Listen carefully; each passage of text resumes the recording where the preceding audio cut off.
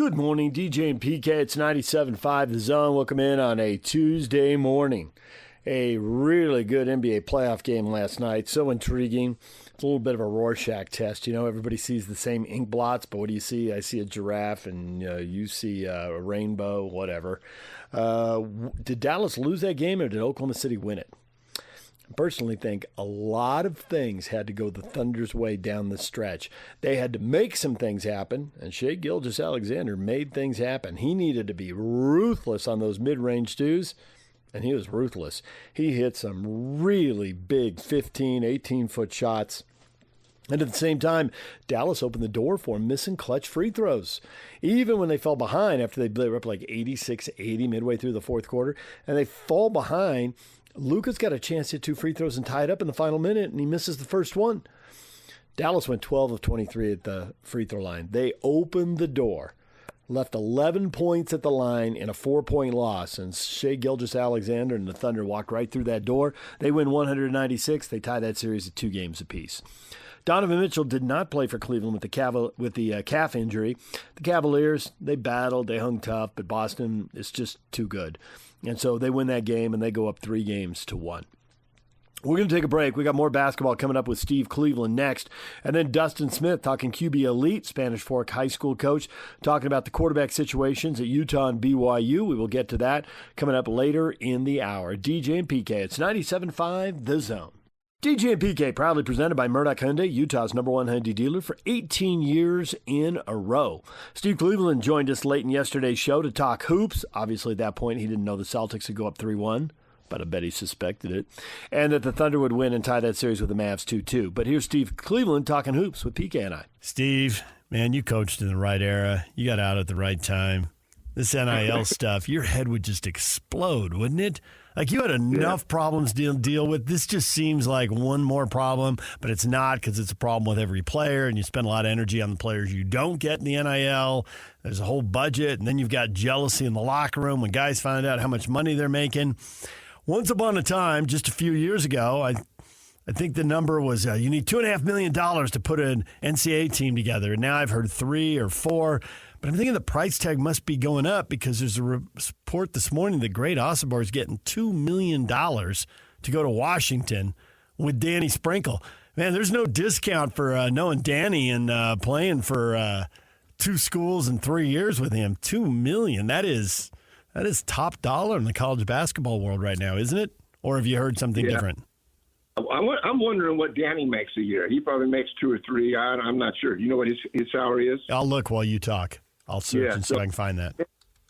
No, it is unbelievable what's happening and how you control it. And you can just, everybody kind of knows what everybody's getting to. Everything seems to be very transparent, very public.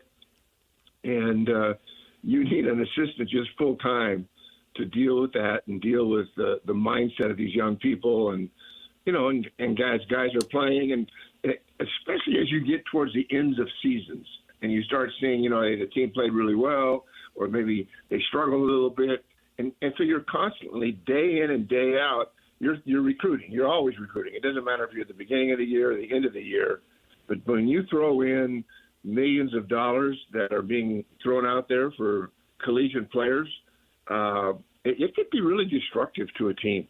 And I'm quite certain, I don't know that these things are public record, not sure about that. But we just seem to be able to hear about these things through the the different media outlets that kids are getting $1 million, $1.5 million, $2 million. I can't even imagine controlling that and dealing with that. Though I'm sure every staff will have someone that deals just with NIL. There'll be an administrator that probably is dealing with NIL from the athletic department. I'm sure that it's just not going to be in the hands of 19 and 20-year-old kids and their parents or their support group, whoever it might be. So, yeah, it's crazy numbers. Good on Danny Sprinkle to get Osabar back. He's a really, really good player. And he was listed in a number of teams that he could potentially go to. So is he a junior this year, Osabar? Will he be a junior? No, this will be his 4th. He played 2 years at Montana State and then the 1 year at Utah State. So he's got a year left. And so And Danny Sprinkle's 6-year contract that starts at $3.2 million and finishes at $4.2 million. It's worth $22 million all told. So Sprinkle will still be making more, but Osborne really closed the gap there. Exactly. I'm thinking Osborne making more than all the assistants. So there you go. But it is a crazy world. The thing that I wonder about is, it sounds good. He's a nice player. I saw him play in person many times, no doubt about it. But you wonder, the folks doing that over there in Washington, if they finish 10th in the Big Ten, they're going to wonder, well, what did I do that for? That's a lot of cash. Yeah, well, obviously they have the resources, and with Washington, is Washington going? Where exactly is Washington going to be? Are they in the Big Ten? Big Ten? Yeah, Big Ten. That's what I thought. And 10th place doesn't sound good, but the league's going to have 18 teams, and they don't do divisions. So 10th place is if they just end up in the middle, which is where Indiana, Iowa, and Michigan State ended up in the middle. They were all 10-10 last year. To PK's point, how good do you feel about that? Well, it seems like it's out of control. It may be being handled quite well, and things are going forward. But you just wonder moving forward in the next year or two or three if there isn't some kind of correction being made. I just don't know. I mean, otherwise, if it's $2 million today, a year from now or 2 years from now, it might be $4 or $5 million. And now we're talking about NBA money, and so it's just really hard for me to wrap my arms around that. I understand that what NIL is and that they do need to take care of young people, but there has to be some controls there. And the idea that we're giving a player $2 million or more just seems insane to me. But again, I'm kind of old school, as you all are. And if this is the direction we're going and you've got people controlling it, then good on them. But I just potentially see so many issues here that are not great for the game. Not really. I mean, it's wonderful for these young people to come in and get that kind of money. But I'm not. I'm not sure Osborne gets drafted. I mean, and he's a really good. Right. He may not. He's probably playing. He may go to Europe and play and have to take a pay cut. Not maybe. I think you've just laid out probably. But the interesting thing is, for people who think Washington's up in the night and what are they doing, there's plenty of reporting here, and there's a story from Jeff Goodman, who's covered college basketball forever, for decades, and he says it was Texas Tech, Louisville, and Washington at the end. So did somebody bid $2 million and somebody else was at 1.6 and somebody else was at 1.8? At Texas Tech, that's a Big 12 school, so that's what Utah and BYU are up against. You can see what neighborhood Texas Tech is trying to spend in. Yes, and as will be, the Big 12. I mean, listen, if they're doing this at a program that is, in 10th place, and Washington hasn't been very good for a while, and you start thinking about what's happening and the impact it has on other leagues, at some point in time there has to be some kind of administrative control. And I'm not even sure the NCAA exists in terms of football and basketball 3 or 4 years from now. There may be a whole different organization, whatever that looks like, whatever it costs. So I think change is a coming, and it's not one of those things that we can say, well, this is how it's going to be. I don't think anybody knows how it's going to be 5 years from now. I do believe in a 64-team super conference, and I could see that seems to make sense, and they control it themselves, and maybe they have nothing to do with the NCAA. I don't know, but there is change, and it's hard to understand, even think about what's happening. But good on Danny Sprinkle, good on Osborne. I mean, it's happening.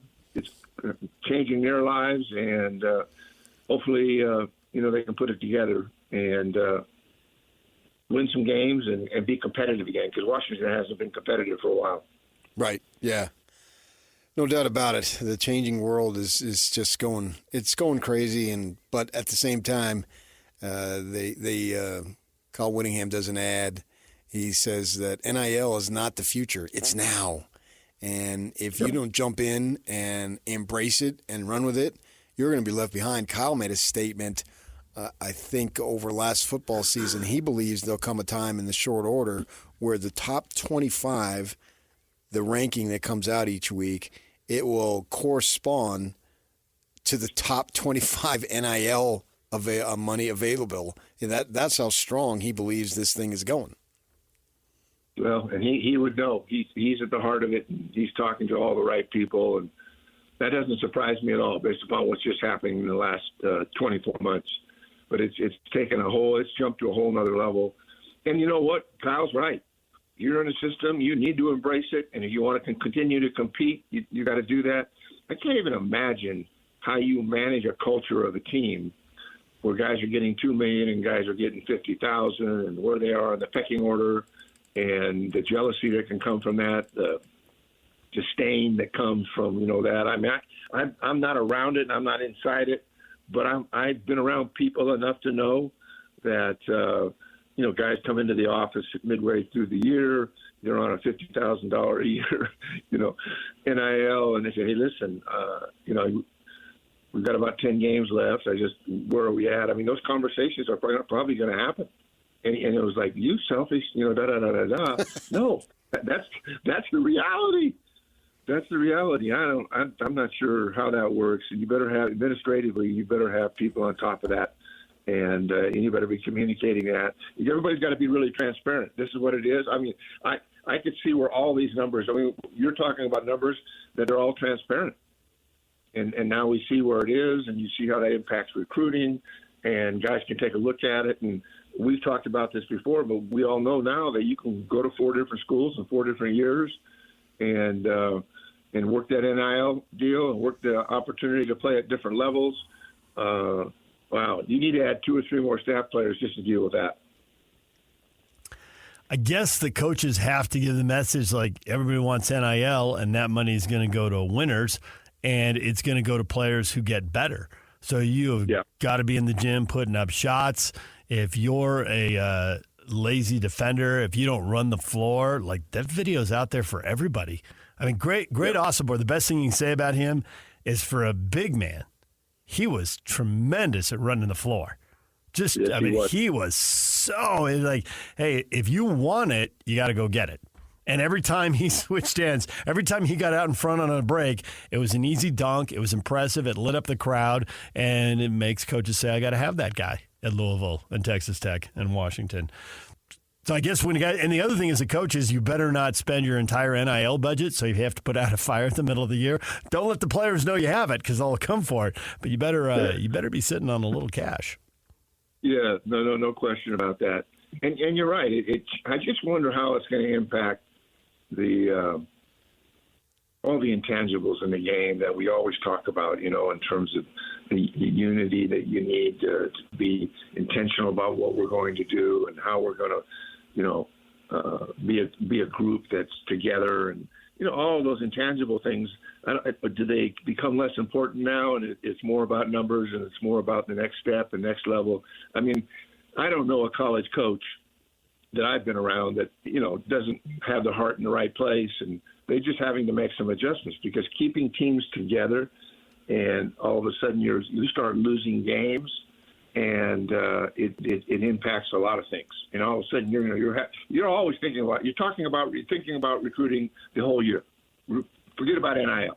Your staff still talks about it. Where are we at with the guy here, and where are we going to go here, and I'm going to look for a transfer. And now, half the recruiting goes to transfers. I mean, there was over 2,000 young people in the portal, maybe more than that. You start thinking about those numbers and moving those numbers, and how they're so transparent about all of this that it can impact the culture of a team. There could be jealousy. There could be players not upset, not just with playing. It used to be they'd moan and complain about playing time. Now it's moaning and complaining. I don't care if I'm playing as long as I get my $2 million. But you're dealing with different things now when it comes to the organization. And listen, most of the Division I coaches I know, I have a great deal of confidence in them being able to handle it. Okay, they'll find out what the rules are. They'll work through it. But in terms of my experience of 35 years of coaching and dealing with coaches at every level, Guys are, you don't get into this business because you don't have a really good heart and you love guys and you're competitive and you want to build something special. You're just adding a really, really big piece that could be a real positive thing for everybody, but could be something that could be destructive to a team. Jazz supposed to have the 8th best picks, lottery, whatever you want to call it, or worst, I don't know. But they dropped down to 10. To me, I mean, it's a little bit of a blow, but you still got to roll up your sleeves and get to work here. I don't see where it changes anything. No, it's not going to change anything. And I know that I haven't talked to Danny, and I haven't really talked to a lot of people about the draft, but I just kind of watch it for myself and the makeup of this team going forward, and what kind of pieces do they need? Are they really in a position where they could, be in the top 10? Yes, there's that goal should be there every year, and they need to make the changes. They need to find the right guys to who they'll trade and what'll happen. We'll find more about that, and I'm not really on the end of that right now, but I just. They've got to be better. They've got to. This is such a great market, and it's a great community, and I know that Ryan Smith and Danny and everybody that's involved, they're really good at what they do, but it's time for them to take a step. And if that's through trades, great. I just don't see any draft picks coming in and having an impact in this program right now. I mean, unless they got lucky and got a really high draft pick, but they're going to have to make some trades and make this a better team, and make some of those changes. And I'm sure they're talking about it every day there, but I just think in this community, it's an automatic that we're in the top 10 every year, and then work our way to being really relevant in the game. And I know that's what they want, and I know that's what the community wants and the fans want. And so hopefully they can put that together where the Jazz can be competitive again and get better and, be in the playoffs year in and year out. It'd be great if some big trade presents itself and they can work a deal. But what if it comes down to they have to overpay to make the deal, or they have to decide we're going to be bad for another year and the next draft is supposed to be loaded so we can get somebody there? I mean, you live in the community now, and I'm sure everybody wants to talk basketball with you. Do Jazz fans have the stomach for it? Does Ryan Smith have the stomach for another lousy year? I am not going to speak for Ryan Smith or for Danny Ainge, but it can't be great. It can't be a great feeling, and especially when the Jazz have a history in this conference, in this league, and there's an expectation. So for the fans, this is not going to be a happy day for the fans if they decide to wait another year. If that's what they feel is needed, and then they look at the next year's draft and feel like, hey, we can get better and we can do this and that, then, from that perspective, I have a great respect for Danny and Ryan and everything that everybody around there that they're doing. But that'll be hard for the fans to kind of have to watch and continue. And it's not to say that they couldn't stay pat and doing what they're doing, and they'll get better, and they weren't that far away anyway from being in the top 10. But, we're kind of – I think you start to settle for, the 6 through 10, 7 through 10, we start settling for that, and that would be a great jump. I mean, where they were last – if they could get into the playoffs somewhere, in the 7 to 10 spot, that would show a sign of improvement. Guys have gotten better. Younger players have gotten better. I think everybody can live with that, but I think just for the confidence of the community, for them to make some changes and do a few little things, I think that's what everybody's hopeful about, whether that's this year or next year. I think if I'm in their shoes, I'm thinking to myself, let's do what's best long-term, no matter how much everybody's upset about the fact that we didn't do this and we didn't do that. Just stay with us here, And this fan base is so loyal. I can't imagine people not coming to games. It's just such a great product, whether the Jazz are playing well or just the teams that come in here. It seems like the sport is so healthy. So, Danny Ainge and Ryan Smith have to make the decisions they feel in their gut that are right, and then you go forward with it. I know what the fan base wants. They want changes now, and they want to be competitive now, but it may not be possible. And we'll see what happens, and maybe there is a super trade there that the Jazz can get better. I'm not familiar with and I read up on the Jazz quite a bit and stay in tune with it. I'm not sure who that person is yet, but if they can get it done, great. If not, then like you said, you got to have a draft that's really solid, and you can get better through the draft, and getting better through development. And guys need to get better and be more consistent with what's going on. So, and we're all hopeful that it'll be better, and I'm hopeful that they'll make the decisions that are right for the program long term, not just as necessarily. We can't focus on this thing as short term and put a Band-Aid on it. And hey, we're going to win a few more games. That's not going to do anybody any good. I think we'd like to see a program with long-term success, and the Jazz have had that for years in this community, and that's what they expect, and that's what every fan. They're paying big money to go to these games. They want a good product, and they've got great coaching and great administration. I mean, I've been around those guys. I've watched them. I've kind of seen them move around as you have. Their hearts are right. They've got so much experience that I trust them. And my gut feeling is if we got to wait another year before we can really, really make some significant change, so be it. Let's work with the guys we have. Let's help develop them, get better, work on weaknesses, make sure this team is absolutely together. And I think everybody is patient enough to wait another year, especially considering the last 2 or 3 years. I don't believe in statement games in the NBA regular season, but I think you can have them in the playoff. And I think Denver had a statement game on Game 3. And when they won so convincingly, and I think they went into Game 4 thinking we're going to win. And I think that right now, even though the series is 2-2, I think they've got all the momentum. And I couldn't have been more impressed when they just said, hey, boys, hold on a second. We're the team to beat, and nothing has changed here. We slumped for a couple games, but this thing is ours. Well, I've watched these games, and there's no question that there's been a momentum shift. And Denver was just hitting it on all cylinders and playing so well. And, he hit 27, 7, and 6 out of Gordon, who, is a guy that usually is in the teens. Murray he seems to be getting healthier and feeling better. But at the middle of it all is Jokic. And, he does what he does. It's hard to beat that team. I think I was enamored. I was excited to see someone that could maybe compete with them in Minnesota. They made both teams. Denver obviously made some adjustments, and Minnesota now has to make some adjustments. I think they're going to have to make a decision, and they're probably not going to go away from playing big. Naz Reid was a huge factor in those first 2 games, and you got a big out there that's competing, and Rudy doesn't play. Rudy's never going to bring what Naz Reid can bring on the perimeter, but they've won enough and they've been successful enough to say, hey, Towns and Gobert together it's a good thing for us. It has been the whole season. But if I'm a Minnesota fan, I'm saying let's look at some different lineups and do some different things. Conley continues to amaze me what he's doing at his age and the leadership that he brings. And I'm not vested in either one of these teams, but I'm just hoping that Minnesota will come out and make some adjustments.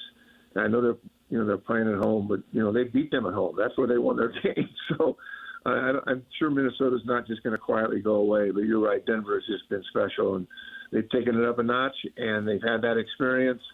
And when you've got the best player, in the league in Jokic, it's unlimited opportunities to maybe win another championship this year. So there's no question they were there. And Jokic had 16 in the fourth quarter alone. That what was a real killer in that game is Murray hitting that half-court buzzer beater.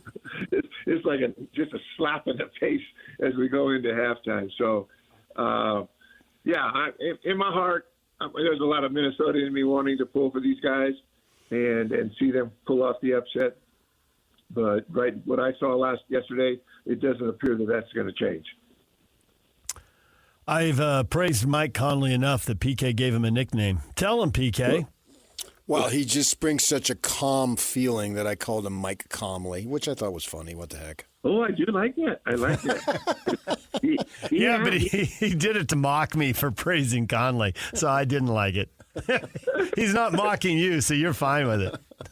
Yeah, there was a book I read many years ago about Bill Bradley, but it was called The Sense of Where You Are. It was my favorite book growing up when I was playing basketball, and that's when I see Mike Conley. I feel like there's a calmness about him, that there, he has a sense of where he is. He doesn't try to overdo it. And it was a great read for me. I've read it a few times, and it really helped me have a perspective as a coach and as a player. And not that it's anything real deep, and that you don't have to be a basketball fan to enjoy the book, but that's what I think of when I think of Mike Conley. I think of a guy that he has a sense of where he is. There's a calmness about him. He's a leader there. The guys respect and love him. They got great chemistry. And, 2 weeks ago we're talking about Edwards, and just going crazy. I mean, he was 44 last night. Naz Reid was 11 and 4. They need Naz. If Naz is going to come in and play, I shouldn't say this, but there's a part of me as good as Gobert has been, and he is amazing for team. You just gotta have moments where Gobert steps away, like when he didn't play, and it gives them more. And there's another shooter on the floor. They can trap and they can get after guys. I understand what Gobert brings in terms of rebounding and having a presence at the rim. So we'll see how it plays out. But I'd like to see him go small at times too, and maybe match up and really open the floor. With Gobert in there, that no one really has to be there and have to worry about him shooting from the perimeter or taking it on the floor. So maybe playing a little bit of small ball for Minnesota might turn it back around for him. Steve, thanks as always. We appreciate it. We'll talk to you again next week. All right, guys. Take care. Bye-bye. All right, thanks, Steve. DJ and PK, brought to you in part by America First Credit Union. Get the official debit cards of the Utah Jazz, University of Utah Sports, Real Salt Lake, and more exclusively at America First Credit Union. We're going to take a break. When we come back, Dustin Smith, Spanish Fork football coach, QB Elite, on all the transfers in college football and what that means for BYU, Utah, and Utah State. We're all in the middle of quarterback transfer portal action here at the end of spring ball. Dustin's next. Stay with us. DJ and PK, it's 97.5 The Zone. We're joined once again by Dustin Smith from QB Elite and Spanish Fork High, where he's the football coach, the head coach. Dustin, good morning. Good morning, guys. Thanks for having me on. Dustin, we have many questions about many quarterbacks, but before we get to them, I am intrigued watching all these quarterbacks transfer not once, but in many cases twice, playing at 3 schools in 3 years, 3 schools, some of them in the 4th or 5th year. And then I see the first family of football, the Mannings, and I see Archie's grandson, nephew to Eli and to Peyton, and Arch Manning is at Texas. He comes out of a spring game, 3rd string, doesn't transfer, nothing, doesn't do social media, stays put. Does everybody have it wrong and the Mannings have figured something out? Because it just looks to me like he's got 3 people telling him, we got the NFL, calm down. We got the NFL. And maybe he doesn't maybe he's heard it so much, he doesn't even need to hear it anymore. Maybe they're done telling him. But it's so strikingly different from what's happening everywhere else in college football. It just keeps catching my eye. Can you shed any light on that? Isn't that funny that when a kid doesn't transfer, it now makes news? It's happening so often that now when someone doesn't do it, it's like, wow, he didn't transfer. I hope that's the reason. I hope they realize that, look, you're an NFL talent. Just settle down, get your education, be part of a good program that produces good QBs, and just play ball. But yeah, he still has a couple years left, so I wouldn't be surprised if he transferred. I don't think that you can shut the door on that. But it was nice to see that he didn't, because I just read an article the other day from the AP that said that 4 of the 5 finishers in the Heisman Trophy balloting were quarterbacks who had transferred at one point in their college careers. And, 2 of the last Heisman quarterbacks that were both transfers. And, I know some colleges if I've met with quite a bit the last couple months. There's a kid down in Spanish Fork where I coach who's the number 1 recruit in Utah. And so I've met with 30, 40 different programs. And when this transfer stuff comes up, some of them have just said that when it comes to specifically quarterbacks, it's hard to even seriously go after the top high school quarterbacks because they know the kid's going to transfer at some point. So they're just strictly doing transfer portal guys. But we see, Dustin, they're transferring at the high school level. So they probably have already transferred by the time they transfer. Yeah, and that don't get me. Yeah, you get me started on that one, I'll get pretty animated pretty fast. That's what we're trying to do. Go ahead. Yeah, the high school transfer thing's been a joke for a lot of years, and I had a coach tell this particular kid at my school. He asked him why he hadn't transferred, and then he said something very interesting. This is a local head coach at a local university. He said, "Why haven't you transferred like some of these other high school kids to go buy a state championship?" And this kid said, "Well, he said, I go to school here," and he actually looked over at me and fist bumped me. And so I was refreshed to hear that because I've been nervous about it, of course.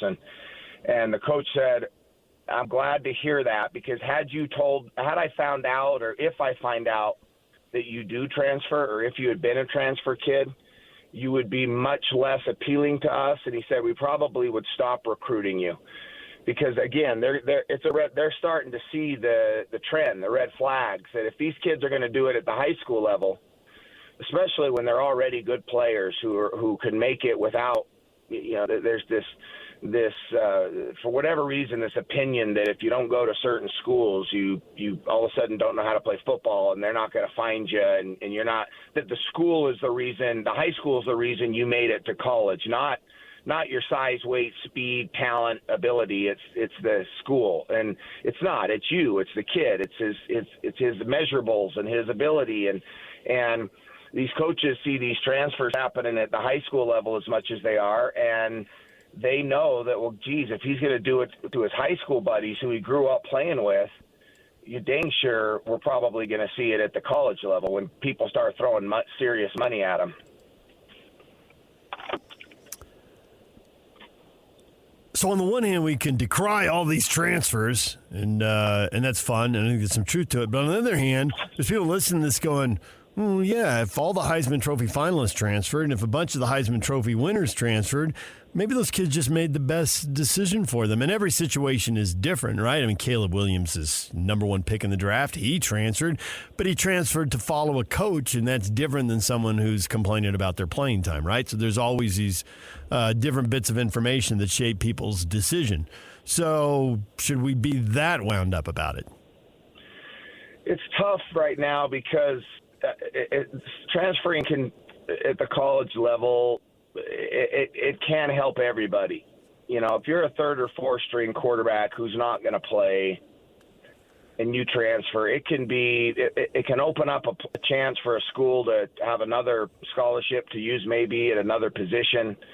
It gets a kid a chance to go somewhere else where he can maybe play, and it can help that program who takes that kid. So, it's tough because there are some benefits to it. The problem is that the way the transferring is happening is it's the recruiting of these kids who are at the other schools, and they're trying to talk them into transferring. It's the same thing at the high school level, and the teaching of these kids that you got to have it now, and you got to play now, and everything. And if not, it's because it's where you're at is the problem. And I'm old school, so I'm more of the, hey, just dig your heels in and go earn the spot and go take on the fight. But I get it. It's not the way it is. And, but I when I was on a couple weeks ago with Hans and Scotty, I told a story of a coach, a big-time coach at a big-time university in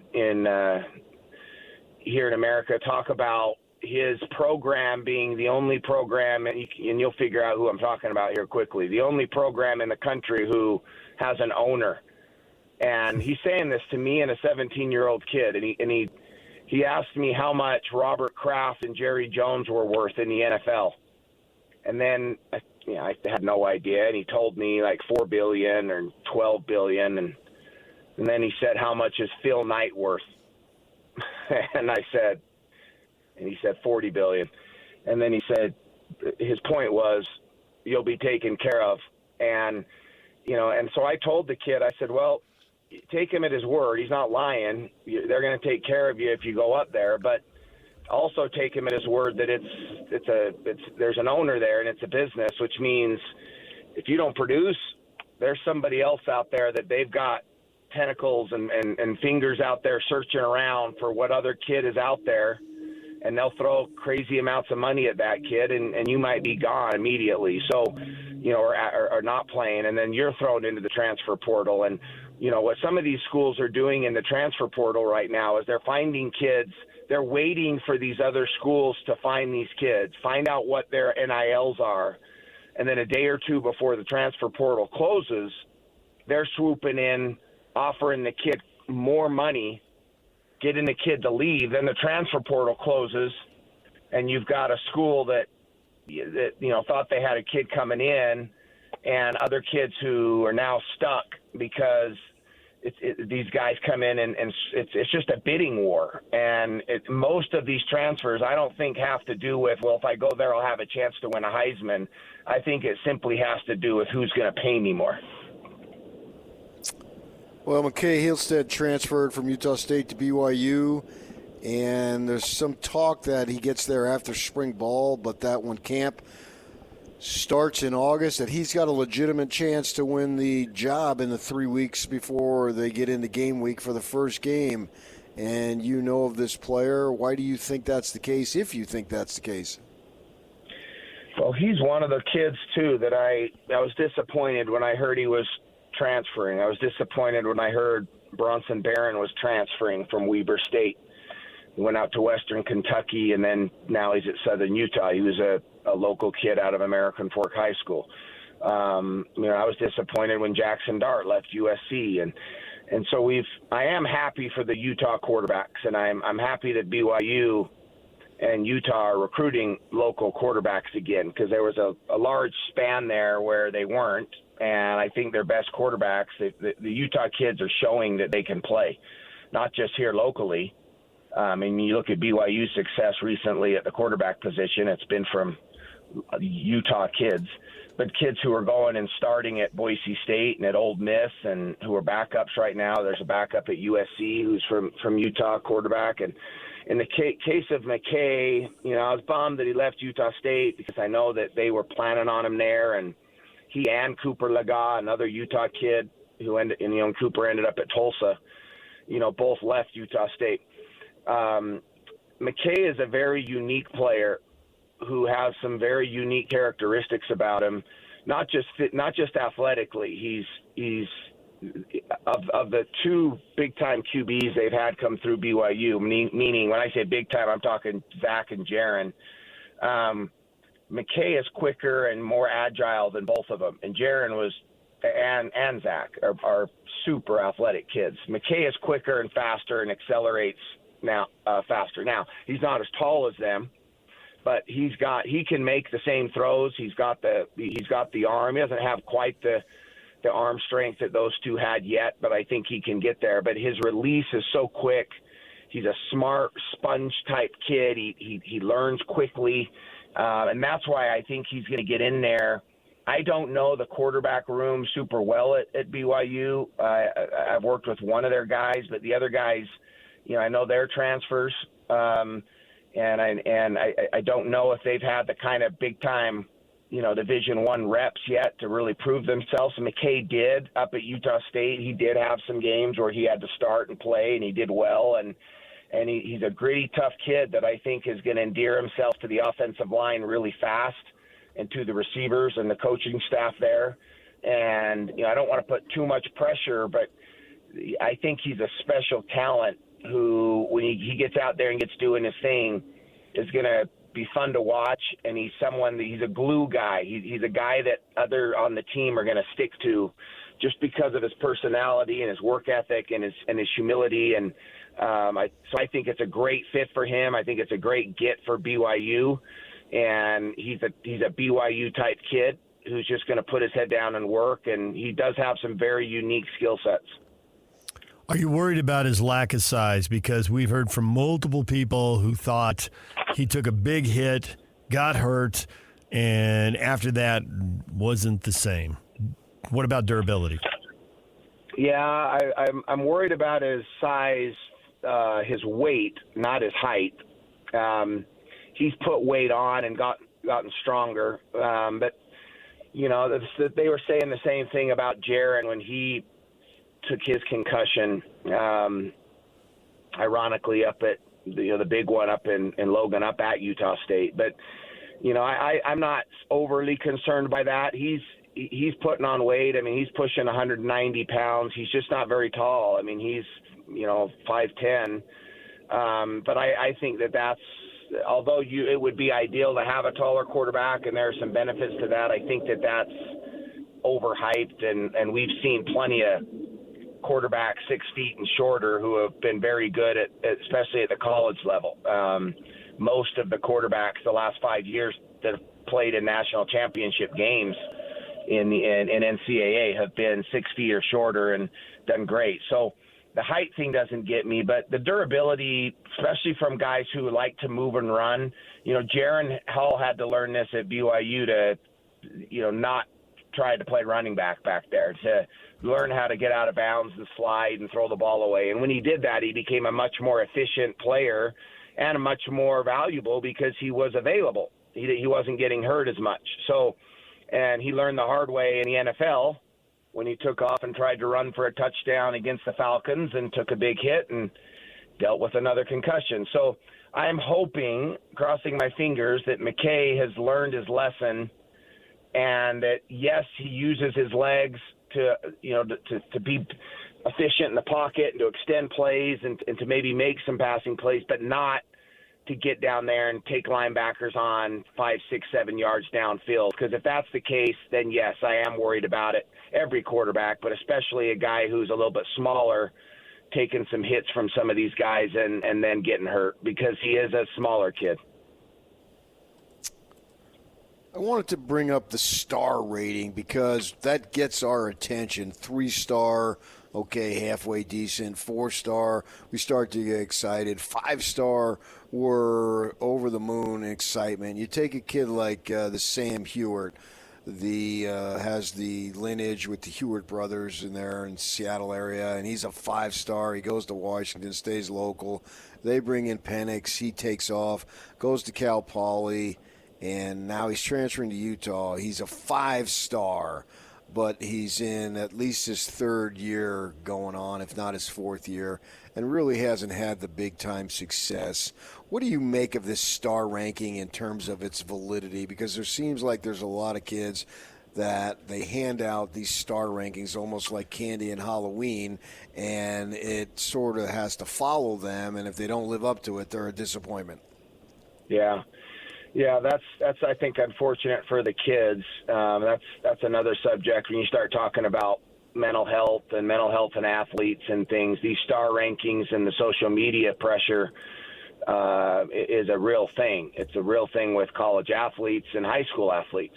30% of Division I athletes in a recent survey admitted to having a serious mental health issue, but only 10% of them are actually talking about it. And I personally assign some of the blame to some of these things, the unbelievable pressure that are being put on kids, even before high school, to live up to some standard set by some guy who watches some film and throws a star next to a kid or lists him on the top 10 whatever list of whatever position at his sport.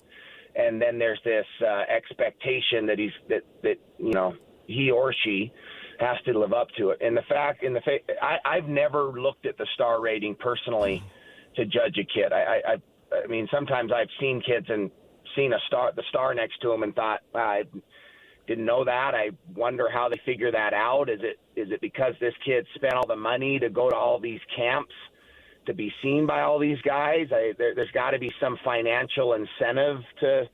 I'm not trying to say that it's a dirty business, but I do wonder at some point if there's some cahoots there where it's, this camp business that makes a lot of guys a lot of money out there And then there's the fear of missing out by these dads, and so they feel like they got to get their kids to all these things because that's how they're going to earn their star rating. And I do think that the star rating is a little bit more applicable when you're talking about bigger offensive linemen because, there's a lot of big guys out there, but when they can see that the kid's he's mobile and he can bend and he's flexible and, he can run and some of those things that might help you, decide whether or not the kid's just big or is he big and athletic. And the star system, I think, can help weed out some of that. When it comes to the quarterback spot, though, I don't take a whole lot of relevance or give it a whole lot of attention, the star rating. It's the same thing with things like the Nike Elite 11 that's had some, you think the best quarterbacks are out there. I've gone and watched those I've watched the Elite 11s in Chicago. I've watched it in Dallas. I've watched kids from Utah go out to them who were better quarterbacks than other kids around the country but didn't have offers yet. And because they didn't have offers, they were immediately put into groups with the kids who didn't. And the kids who had the offers were in the big group, and those guys were the guys selected to be to advance, to be the Elite 11, because I think they were safe picks, right? If this kid's got 5 offers already and we pick him to be part of the Elite 11, then if we're wrong, everybody was wrong. It bothered me because I would look out there and say, well, just be a coach and recognize that this other kid over here that maybe is a 2-star or didn't grow up in Southern California or Texas or whatever is a better quarterback. He can make the throws. He's athletic. He's physical. Like, take a look at the kid and have some guts to say, wait a minute, I think this kid's better. And maybe you're right, maybe you're wrong. But you go look through the list of, we've got a lot of Elite 11 quarterbacks and a lot of 4- and 5-star quarterbacks who ended up being just average guys or below average guys. And most of those guys are a for sure transfer guy because of what you just said, the expectation to get in there and play right away. If they don't, that they're looking, they probably have people behind them that are looking, and they are eyes up, aware of who else is out there and ready to jump. And so anytime I see a high star guy go to a school, I'm to the earlier point that David, that you made, I would be less surprised if the kid transferred and more surprised if he actually stayed and fought it out at the school. Last thing, and we're out of time a while ago, but real quick, with Utah, everybody knows what they got as starting quarterback because we've seen him play. Do you have any sense, enough relationships with enough guys to know what's going to happen with backup? I mean, they just got another transfer in here with Heward that PK just referenced. Do you know how that's going to, or is that a mystery, the race to the backup, and potentially the next starter, is that a mystery to you? I don't know enough to give much of an answer to that. I think they're going to give Isaac Wilson every possible chance there to be the guy, because if they don't, I think he falls into that category that we just talked about, that he might not be around for very long. So I think they're going to give him every possible opportunity in the fear that they would lose him. Dustin, we appreciate the time, as always. Thanks for joining us. Thanks, guys. Dustin Smith, QB Elite and Spanish Fork High School head coach. When we come back, what is trending? The headlines are on the way. It's time to get your morning started with the news you need to know. News update. This is what's trending with DJ and PK. Hashtag NBA.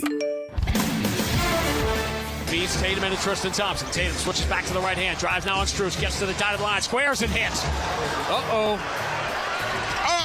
Spaghetti-o. It's the night. Jason Tatum finally takes it on himself. Celtics stayed disciplined. 10-point lead on the ball. Pritchard finds Holiday. Fires a three over Tristan Thompson and buries another one. Drew Holiday has come alive this weekend in Cleveland, and the Celtics have their largest lead of Game 4. Kicks corner right, Holmgren up with a three, unguarded. Cha-ching! It's under money ball. Thunder by 3, 89-86. 3:20 left. Circles and kicks to Dub. Loses it. Gathers baseline, 3 to shoot. Dances inside and dunks! Big two-hand rim rocker. 1:30 left, under 94. The Mavs 91. The Oklahoma City Thunder beat the Dallas Mavericks. They closed the game on a 20-10 run. They tied the series 2-2. More impressed by SGA getting in there and hitting those mid-range jumpers, or horrified by the Dallas Mavericks missing 11 free throws, including Luka in the final minute when he had 2 to tie and he missed the first one? Yeah, I mean, they blew it. I think the most impressive thing of that game was OKC's free throw defense. This is some of the best that I've seen.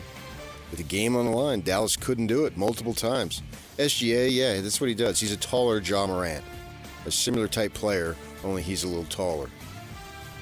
34 for him, and 12 of 23 for the Dallas Mavericks. The numbers that will stick with you. That series is now tied 2-2. Celtics are up 3-1 on the Cavaliers. Donovan Mitchell did not play. The calf sidelined him. Boston goes up 3-1. The calf or the Cavs? The Cavs were beaten by Donovan's calf. Well, I don't know if they were beaten. Maybe they would have lost anyway. But I thought he could do it on one leg. That's what I'd heard for 2 years. He was on one leg and he had 107 points. On one leg.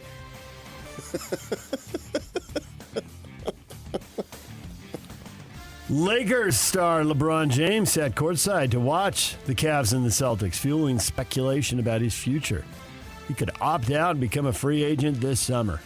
Well, Tyrese Maxey was in Dallas. Why not fueling speculation about his future? How about he went and sat and watched the game? Aha! What speculation is? What are you fueling? Let the tampering begin. That Cleveland will take Bronny and bring LeBron home. What?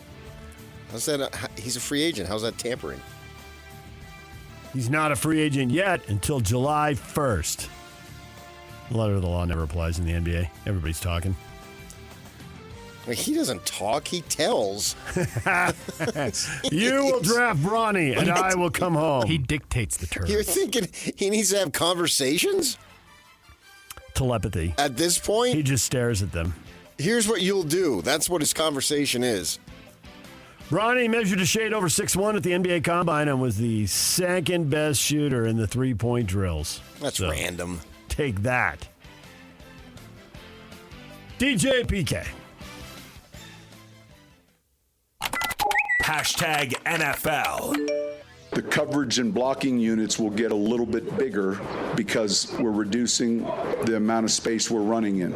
But from a scheme standpoint, it's been a while, but you might get a couple a year. You're going to get double-digit touchdown return. You're going to see a lot more plays, and I think that was the intention of the rule. Sean Payton says kickoffs will be taken back for touchdowns with the new rule. Big plays, excitement, people screaming. What's the new rule? You don't really want me to break down the kickoff rule. Well, then why'd you bring it up? Because Sean Payton says it's going to have an impact. They can't get a running head Basic start. journalism is if you bring up something, you have to explain it. They're going to be closer together and you don't get a running head start, so the collisions shouldn't be as big. Who doesn't get a running head start? The team covering the kickoff. Okay, but the guy catching the ball does. He will get one, yes. Detroit Lions have given quarterback Jared Goff a 4-year deal, and it is worth $212 million, $170 million guaranteed.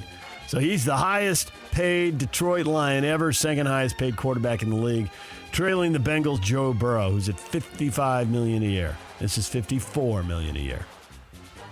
With the extension, Detroit has committed $444 million to 3 players. What an offseason they've had. Penei Sewell, Amon-Ra St. Brown, and Goff all getting deals. Well, don't scoff at Goff. And the highest paid defensive back in the league now is Antoine Winfield Jr. in Tampa Bay. 4 years, $84 million in his extension. First time a safety has been the NFL's highest paid defensive back. Money for everybody. Bring on those new TV contracts. Tom Brady will make his NFL game analyst debut for Fox Sports Week 1, the Cowboys and the Browns in Cleveland. And also Week 1 we know is now going to be the Jets and the 49ers. As the schedule continues to lead. Yeah, Monday Night Football. That's the Monday night opener. Full reveal coming up tomorrow for the entire schedule. DJ and PK. Hashtag college football. College Football National Championship game is headed to Las Vegas in 2027. Atlanta, Miami, and Las Vegas the next 3 years. Make your plans accordingly. NCAA President Charlie Baker met with coaches and ADs Monday at this year's ACC spring meetings, discussing, among other things, a potential settlement in the House versus NCAA case that could reshape the future of college athletics. Baker said settlement talks and the revenue-sharing agreement that would accompany any settlement are only a small part of his presentation, and he reiterated there are a lot of moving pieces and no deadline to finalize a deal. Settlement could be $2.7 billion. Enough of this NIL, direct payments. I mean, already there. Schools are the puppeteers, but hey, let them handle it themselves. We're getting closer. DJ and PK. Hashtag Major League Baseball. And the bases are loaded for Jake Bowers. The 3-2 delivery. High drive, deep right field. Back goes Reynolds. Grand slam. The Brewers are within a run. 2 balls and 1 strike. The pitch to Stott. Swung on, hit in the air, right field. Going back, Marte to the track. It's over his head, and it is gone. Onto the roof of the Mets bullpen. Bryson Stott leads off the 9th inning with a solo home run off Edwin Diaz, and it's a 1-run ball game. And Will hits the ball well to center field. This ball heading back. It is going to be off the wall. Betts around third. He'll score. Freeman around third. He will score. And the Dodgers lead it 6-4 on a double off the wall by Will Smith. That Will Smith double is the game winner. Dodgers beat the Giants 6-4 in 10 innings. George Kirby, 7 scoreless innings. Luke Raley drives in 3. Mariners beat the Royals. The Cubs got shut out, but their star pitcher, Shota Imanaga, 7 shutout innings, PK, and ERA under 1. We talk about it's normal that players come over from Japan and do very well in the major leagues, but this is beyond anybody's wildest dreams. A starting pitcher in mid-May with an ERA under 1. Yeah, he's doing very well, obviously. Salt Lake Bees open a 6-game series in Tacoma against the Rainiers tonight. First pitch set for 7 o'clock, and Tony Parks will be on the air 6:50 right here on The Zone. DJ and PK. Hashtag NHL. Quick little save made there by Frederick Anderson as Kakko let a low wrister go. Now Nason, he'll drop this back for Kotkaniemi. Drive out in front, rebound, Kuznetsov scores! Well, the bird flew north. Carolina with a 2-1 lead at Madison Square Garden. Dallas has stifled them in a game and a half here in Denver. Shot, score! Just a floater from the right point. Miro Heiskanen, and it got through. And the Dallas Stars beat the Colorado Avalanche 5-1. The Stars take a 3-1 lead in the series, on the brink of advancing to the Western Conference Finals. And over in the East, the Rangers miss yet another chance to close out the series. They'd won 7 straight playoff games to open the playoffs. They've now lost a couple. Carolina wins 4-1, and that series is 3-2 now. ESPN has a doubleheader tonight. Bruins, Panthers, Canucks, Oilers. And that is what is trending, brought to you by Shamrock Plumbing. There's no job too big or too small. Get the personal touch with Shamrock Plumbing. Coming up this morning, we are going to Valhalla. Brian Taylor joins us, Real Golf Radio co-host. Get us up to date on the PGA Championship later this week. And Brian Howell, Colorado Buffalo's beat writer for Buff Zone and the Boulder Daily Camera, joins us at 9 o'clock. Dion's second year. Will it look different than the first? How much progress are they making? We'll talk with Brian Howell coming up at 9 o'clock. The question of the day is next, right here on The Zone.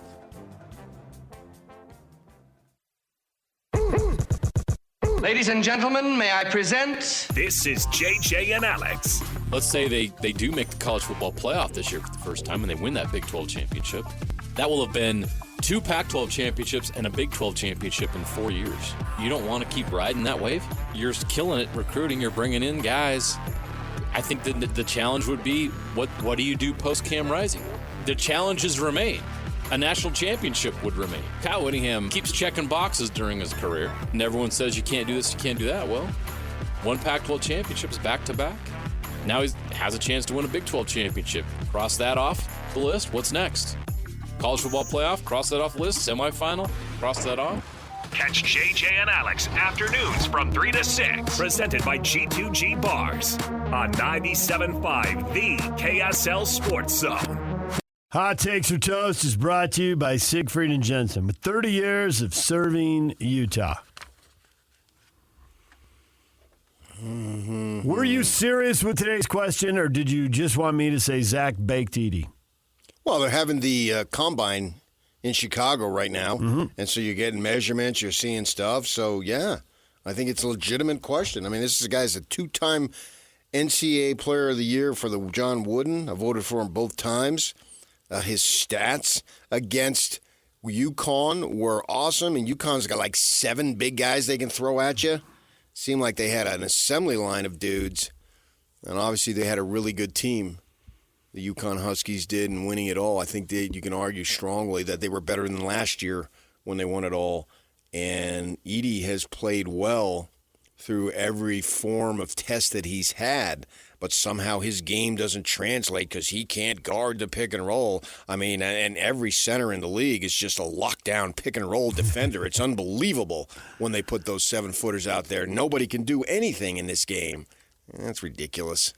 So, yeah, you got 3 picks, right? I'm not talking about with the number 10 pick. I mean, obviously he would be available if you wanted him there. But then, what is it, 29 and the second pick of the second round?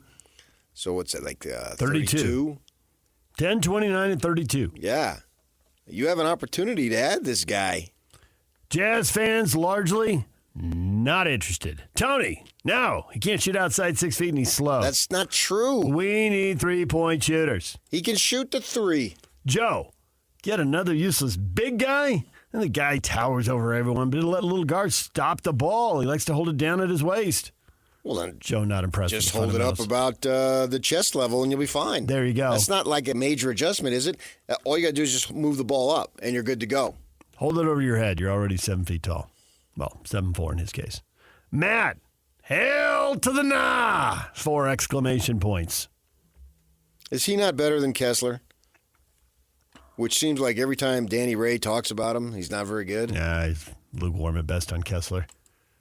Yeah. Unless he's just lying and trying to, prod him publicly. And the good book says don't be lukewarm. Either hate me or love me. Thou shalt not be lukewarm. You know what I mean? Lukewarm don't get you nowhere. Like 17th the only place lukewarm is going to get you is television. Aha! Because you don't want to offend anybody. You want to be popular to everybody. Glad you finally realized that. Yeah, 1994 called. No, 1984 called. Are you kidding? Yeah, but you asked me when I realized it. Oh, you knew earlier. That's why I said no. I had an opportunity to get a TV job in 1984. Prescott, Arizona? And I said, no, thank you. It'll come on my terms. And that $3.45 an hour wasn't exactly appealing.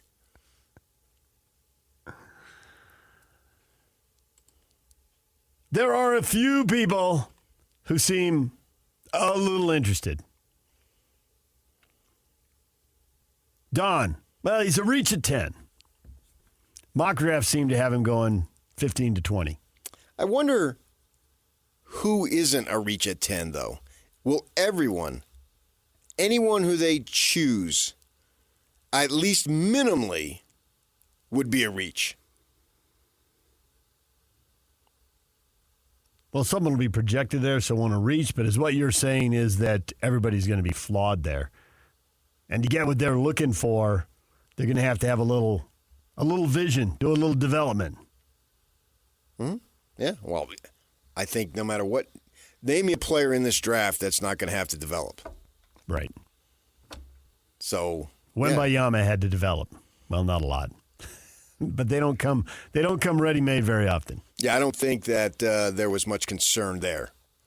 You know he's going to develop. That's not what I'm looking for. Every player has to develop. If you are the same player at 29 as you are at 19, you're unemployed. That's not what I'm talking about.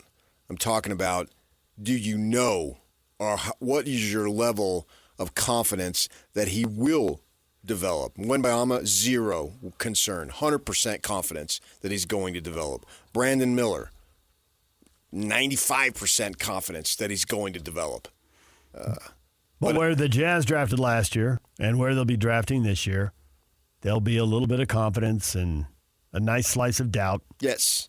And it'll take some time to figure it out. And that's what I'm saying about everybody in this draft. Right. There's going to be a higher percentage of doubt who could be right at number one. Guys who could be all-stars and all-NBA, but also could be a bust. Because that's what you're talking about when you say a not great draft. I don't know that there's such a thing as a bad draft, and time will tell. Maybe there is. Maybe it will be. But you're looking at what level of development will they have. There's no question there'll be rotational players. And what do you anticipate? Like, for instance, when they drafted Hendricks, they anticipate a fair amount of development. And if he doesn't, then that will be a disappointment. They were absolutely 100% excited about having the opportunity to get him. And you can see why. It's a no-brainer. Now, how that pans out remains to be seen. Because then you've got to get guys in your system organization that can help them develop. And then, and as they said in talking with guys when they hired that, what was it? Henshin was his name. Keith. I know his name, but his title was... He was like the team psychologist. Is that what it was? Sports psychologist, yeah. And I remember talking with him, and he said they had gone through a couple of bad drafts where they couldn't look into somebody's heart. And that's what it takes. You have to be a level of obsession to reach whatever your potential is at this level. And I couldn't tell you what Hendricks has. That remains to be seen. We saw with Letter Carrier. He had it. He was going to be a beast in the offseason. And he came back more chiseled and skilled for several years. And so that's something that, you anticipate that you have that. But, what do you got there? And this time with this draft, every single pick that they make is going to be a reach.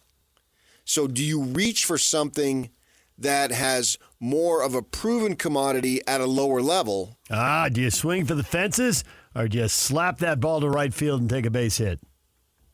Because baseball analogies always work, even with the NBA draft. So you wonder about that. This Edey is somebody who has proven it. I don't think you can doubt his level of production at an extremely high level. Because he had a high level in college, you can't doubt him, or you think there'll be a high level? No, you can't doubt the production that he's had. Right. It's not a fluke. You can't say, yeah, but at the college level. I'm not talking about the NBA level. I'm talking about it's now it's history, right? He'll never play another college game. So you can review his entire college production, start to finish, and it's there for everyone to see. You can look at the numbers, all sorts of film, and then there they meet with him, they talk with him, they do those types of things, which are important unto themselves. I'm not discounting that. But just looking at his college production, they're now facts. You don't have to say, oh, yeah, but he played in the West Coast, which only has 4 big guys. You know what I mean? At that level, he produced unequivocally.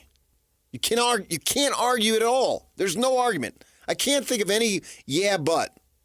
We're talking about just college. We're not talking about how does it work to the pros. The last but was have a deep NCAA tournament run. And they were disappointing until his senior year, and that was a good run. You can barely get any better. Right? Just a little. UConn is in the way. One team can only say we had a better run. Right. Right. And so big games, pressure situations, high-level talent, guys, and no one's going to be as big as he is. That's just the way it is. So that'll never change. And so you can't say he didn't go against big guys because that dude from UConn is projected to go even much higher than him. And he went up against them. They went up against each other, right? And UConn had a couple other guys they could bring in. So he's proven at the highest level that he's played at to be effective, and actually more than effective, star. I'm not saying that that's going to be what it is at the pro level, not at all, at the NBA level. But, man, I got to take a look at the guy. Zubac's been in the league 8 years. Isn't that a good comp? Zubac, 9.7 boards. I didn't see him play in college because I don't think he did. So I don't know. I don't know. I was thinking more of Jokic. Okay. That's just you being funny, right? No, Jokic is brothers. Big looking mean dudes. Steven Adams, another big guy who's been in the league a decade. And I don't think Adams comes close to shooting like Edie has done. And another big guy, Jonas Valanciunas. And he's played more than a decade. That guy's a load. If you can get a guy who's going to play a decade in the league, drafting 15 or 20, which right now, and it may change, but right now that's where Zach Bake Edey is projected. I think he will be in the league. But the Jazz to draft him would either have to trade back or trade up. You're not going to use the 10th pick on him unless something changes dramatically. And he's not going to be on the board at 29 unless something changes dramatically. I don't know that he's not going to be on the board at 29. I think he might slide, huh? Yeah, where I saw him early second. But I mean, what's your mock draft of choice? Right. And they are going to change because we're still more than a month away. Yeah. I think they could potentially get him with that last their second pick in the first round. And then if you want him that bad, surely you can move up 3 or 4. Exactly. If he's really your guy. Yeah. Now, a lot of these guys have lasted a long time. They are. They will. He will. And he will. And they are, I don't want to say they're role players, but on a really good team, they're role players. Well, why not? But why not? Why wouldn't you say it? Is Steven Adams a little better than a role player or no? No. Okay. So you're drafting your 4th or 5th best player, you hope. But when you put together a team, you've got to have that. You need this type of puzzle, this piece, you need that piece. Mm-hmm. And not everybody can just be a star. It doesn't work that way. You're actually not going to be that good if everybody thinks they're a star. You need the Royce O'Neals of the world. Which is why he realized that. He's still in the NBA and he's getting paid. Yeah. And he's had an outstanding run for an undrafted free agent. Not everybody. I just read a bunch of guys, or a bunch of our listeners who are down on the thought of Zach Edey. But David is not. He says Zach Edey has said he can shoot the three-point shot. Can you see the Jazz with a 7'4" center that can stretch the floor with his three-point shooting? That'd open the lane all the way to the rim for other players. And we're looking at you, Hendricks. Slasher. Need some space. Did you say slasher or flasher? Slasher. Okay. Slash to the hoop. Ooh, Yak has some doubt, because I had some doubt. Yeah, I was questioning for a moment there. We'll have to review the tape and go to Secaucus. Do it. Let's go to Secaucus. And neither of you have been to Secaucus, so you just don't even know what you're missing. One day. I sent you on the train into the city the stop at Secaucus. I took a picture of it and sent it to both of you. Way to drop a both of yous when going to talk about New Jersey. I like that. I am who I am. How close did I get when I flew into Newark? Was I right there? Oh, yeah, your minutes. And I didn't do it. It's just another town along the way. You wouldn't even know you were there unless there was a sign. I mean, there's a million towns. You pass right through them. Yeah, so, right. Obviously, to maximize the talent that Hendricks has, there's got to be some space for him to be able to do his thing, to get where he wants to go. You can't have a bunch of guys jumbled up. That just makes it more difficult for him. He's got to be able to shoot from the perimeter too. Everybody does. Unless you're some great point guard, but even that, I don't think so anymore. I think you 5 shooters. That's what everybody wants. You look at guys. Can they shoot? That's so important. I mean, to me, that's the number one skill. And there are, minimal exceptions. Gobert. And you have to do, and the more skill you have, the better you're going to be. But thinking of Hendricks being able to have some room to go in there and use his quickness, use his height, use all the skills that he has been blessed with and he's developed himself, as something that you want to see for sure. And you want to see George being able to have some room to get into the teeth of the D and to be able to do his stuff. Hendricks shot 38% from three this season, so as rookies go, that's a good number right out of the gate. Now, obviously, everybody wants that to get better. And once you get to 40, you're golden. But 38, there's other things to worry about with Hendricks. I don't know that he's had enough. I don't know. You want a bigger sample size? Has he played in any game that mattered? No. I mean, you go right to the stats, and I got Ainge telling me, and Will Hardy, shut up. That was so sweet when they both said it, because you've been doing it your whole life. You just go to the stats, and that just proves something to you. When the two guys who are in it day to day, they don't want to hear it. Right. But I think they're talking about Keontae George and how many points did you score, and was it efficient or not? I think the 38%, you're efficient shooting from the three. You can back it up right. You think that that's important. I know you do. You don't have to explain it. We already know you think that's important. You go with the internet right in your face, and then you look it up, and then do you think you've got conclusive proof? Case closed. Case of Serrato. That's what you think. Case of Serrato? Yeah. Case closed. Okay. My Italian isn't very good. It's Spanish, buddy. And so with neither is that, my Spanish, apparently. Well, all you got to do is watch the shows, man. If you want to learn Spanish, you go home and watch Telemundo. It helps. That's how the people, they learn English when they come over here. We'll just do the reverse. And from many, many countries.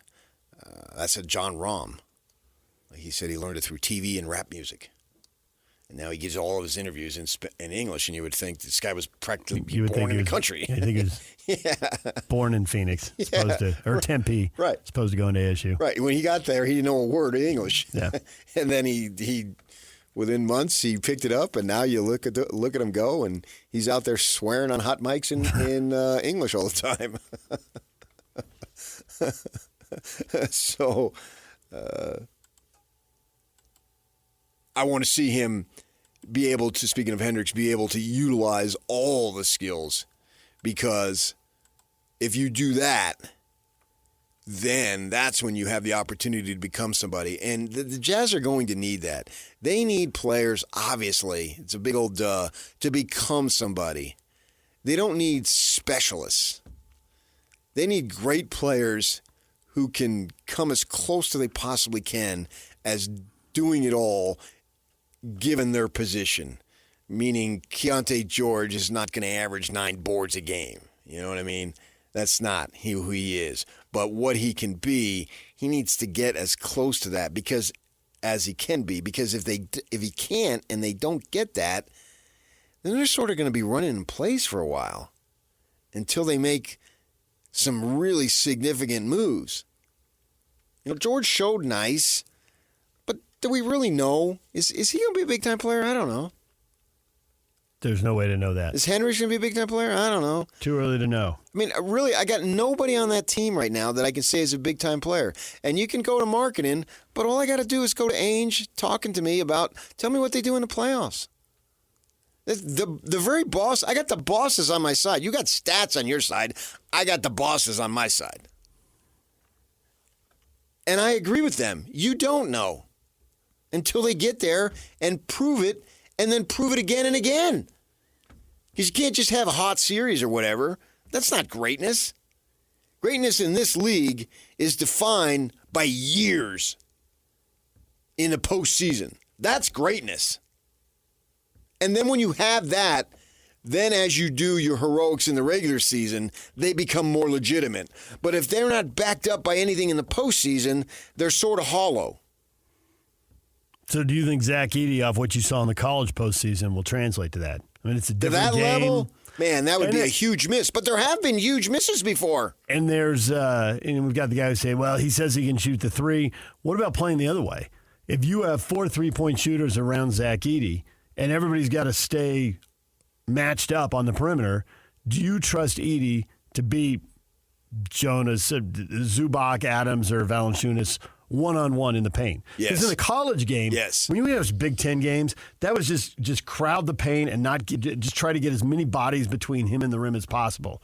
Well, in a pro game, if you do that, you throw it out to a guy, you can't and he that. hits the three. I remember that's what Dale Brown said about Shaq. He's got to go to the NBA because they're all collapsing on him. He's so much bigger and stronger. The refs are reluctant to give him fouls. and he's getting beat up. So I'm telling him, back when that was somewhat controversial, go pro. Right now, it's all not. expected, right? Right, yeah. You're done with your freshman year, go. Yeah, the last game of the season is the last day you took a college class. But in that era, people were like, well, Magic played 2 years and Jordan played 3. Why would you go after 1? Right. You remember Dale Brown saying that? He's got to go. He's got to go. Yeah. Because of that very thing that you just said. So, yes, to answer the question and the point that you're proposing, absolutely. I agree with you 100%. That would be to your advantage. That would increase his level of talent. Because you're going to have to get a fly, too. It's not going to be you're on the clock and it's the most obvious pick. Everybody knows it. Yeah, that's one by Yama. So you go for it and you make that pick. Oh, yeah. You're going to, in order to get this thing where everybody wants it to go, you're going to have some studs and then you're going to have some high-level role players. Jeff Hornacek is a high-level role player, right? You got to have those guys. Draymond Green, power championship teams. But he can't shoot it. It definitely comes and goes. But he still have power championship teams. A crucial addition to that team. And he was a second-round pick. So sometimes, and you hear this from pros, scouting pros, too, across the board in virtually every sport, where they say, sometimes we get too caught up in what they can't do. Yeah, and you focus on that like crazy. And you get overblown about it. All right, he can't do whatever it is that he can't do. But what can he do? Because if he can help you, and in case of Green, he can move the ball.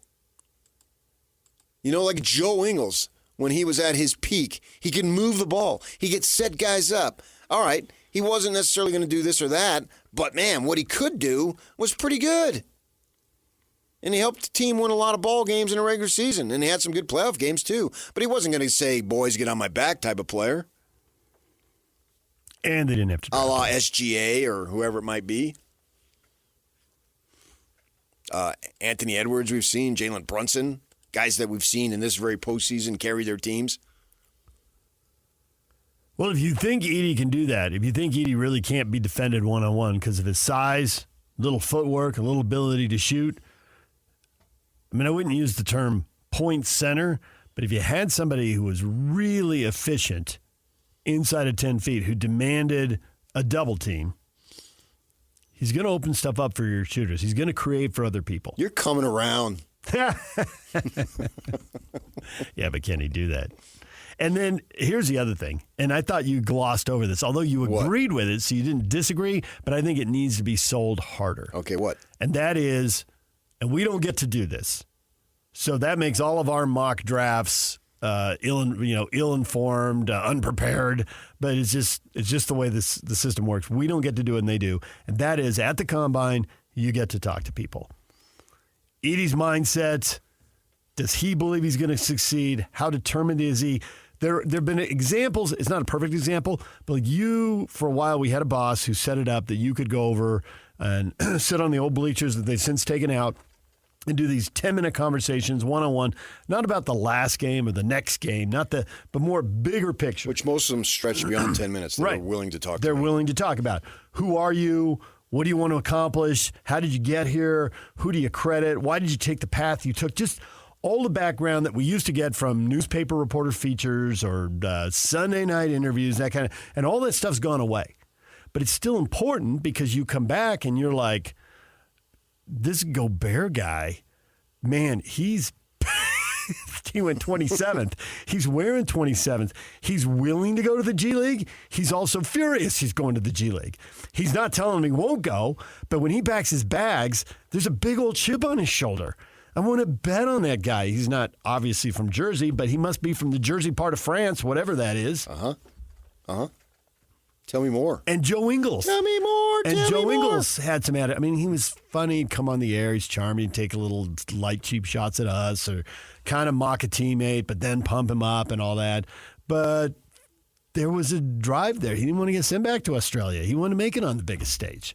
Yeah. And so does Edey have that? Is he going to – I mean, the one thing I think you can tell without talking to him is the fact he stuck around for 4 years and he pushed to get to that Final Four. He could have come out earlier. He definitely sets goals and wants to reach them and will push through stuff. So I think you know a little bit of that just by watching the arc of his career. You know, humiliating early exits in the NCAA tournament, but you stick with it and you're in the Final Four and you're in the title game. Okay, so that's good. But like that's what the group had. Now, personally, what does he have? I mean, personally, he didn't check out and go to the pros early, so there's that. Well, he is. He could have come back. Okay, but he's played 4, hasn't he? He could have come back for 5. There is. Did he play 4, or am I wrong about that? I thought he played 4. Yeah. But he announced during the season that he was not coming back. Yeah. Right. If you recall, in the NCAA tournament, I think it was during Final Four press conferences leading up to it, that he name-dropped Rick Barnes as one of the coaches who overlooked him during the recruiting process. So he had a little bit of attitude there. You like that. And I believe, I would tell Yock to play it, but I believe there's some profanity there, which I'm totally fine with. I work with both of you. We'll bleep you, okay? I mean, not a kid, Yock. You guys, man. So it's like working on the docks with you guys. I know one thing. You know one thing? I don't think you know a lot of things. I know one thing David Locke would say if he were here right now, and that is with the big guys. How durable? Well, he'll be back. How durable is he? He was durable in college. He didn't sit out games. He didn't miss stretches of games. So I like that. He was playing big minutes his last 2 years. And he was there every night. So the durability thing, you do wonder with big guys. And I've seen some comparisons. A poor man, I said somebody, a poor man's Yao Ming, right? Because he's got the, well, most of these guys we've been talking about are 6'11", 7 feet. And it's why I wonder if he can score one-on-one in the paint against the biggest players. And the best, these guys are all role players on teams that are in the, middle of the league or, 10th best team in the league. He dropped on live television in a post-game the F-bomb. They thought they knew us, man. They thought they knew we hadn't in our hearts. I promise you they didn't. We are bleeping winners. Yeah. After what game does it say? I think it was to get to the Final Four. Okay. Yeah. This guy's got a world of doubters. I dare say that relative to the level of accomplishment and awards, there hasn't been in the history of the draft a player doubted like this. Relative to the awards. Right, yeah, precisely. A 2-time Wooden Player of the... Well, there aren't that many 2-time Wooden Award winners. Most of them take off after one. And put up the type of numbers that he put up. Yep. We're not talking about... Well, the Achilles heel, though, how well does he move? 24 points on 11 boards, 11.7. 24 and 11.7. My goodness. Do you realize that? If somebody was 6'8", and maybe he looked a little different, they'd be screaming that they'd be fighting each other to get him. They would have had a party when Atlanta won the number 1 pick, and they wouldn't have led that night on TV with how the Braves did. I love that in the same segment you ripped me for using stats. You just went right to the stats to make your point at the end. That was awesome. At the college level, that's what I'm saying. This is over. The pro, it's not over. He had his postseason. That totally went over your head. You sounded dumb to bring that up. That's the whole point that I made. It's a fact now. He did it in the postseason. This is case closed. This goes in the library. It's over. You don't debate it anymore. That's the point I'm making. Brian Taylor, Real Golf Radio, joins us at the top of the hour from Valhalla and the PGA Championship. Stay with us. Accessing. This is Hans Olsen and Scotty G.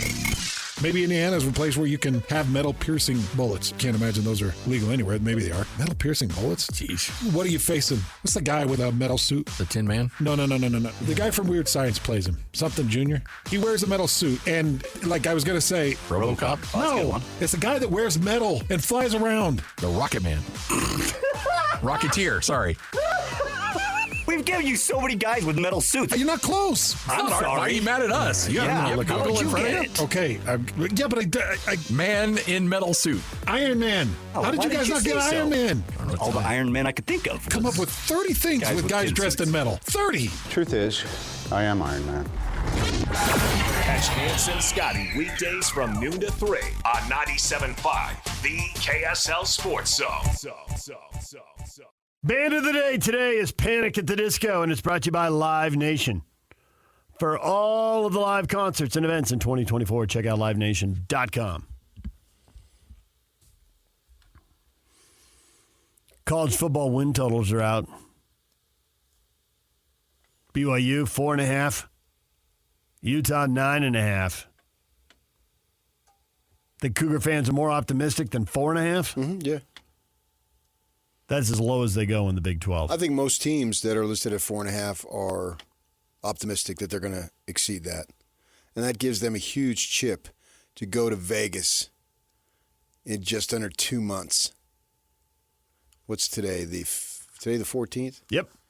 Yeah. Zach Edey's birthday is today. And so it's like July 9th and 10th or something like that, 10th and 11th, Tuesday and Wednesday in Vegas. And they should be all sorts of fired up. Because you look at 5 wins last year, and obviously they were right there in the last 2 games against the Oklahomas to win. I didn't win in either of them, so did you or didn't you? And the answer is no, you didn't.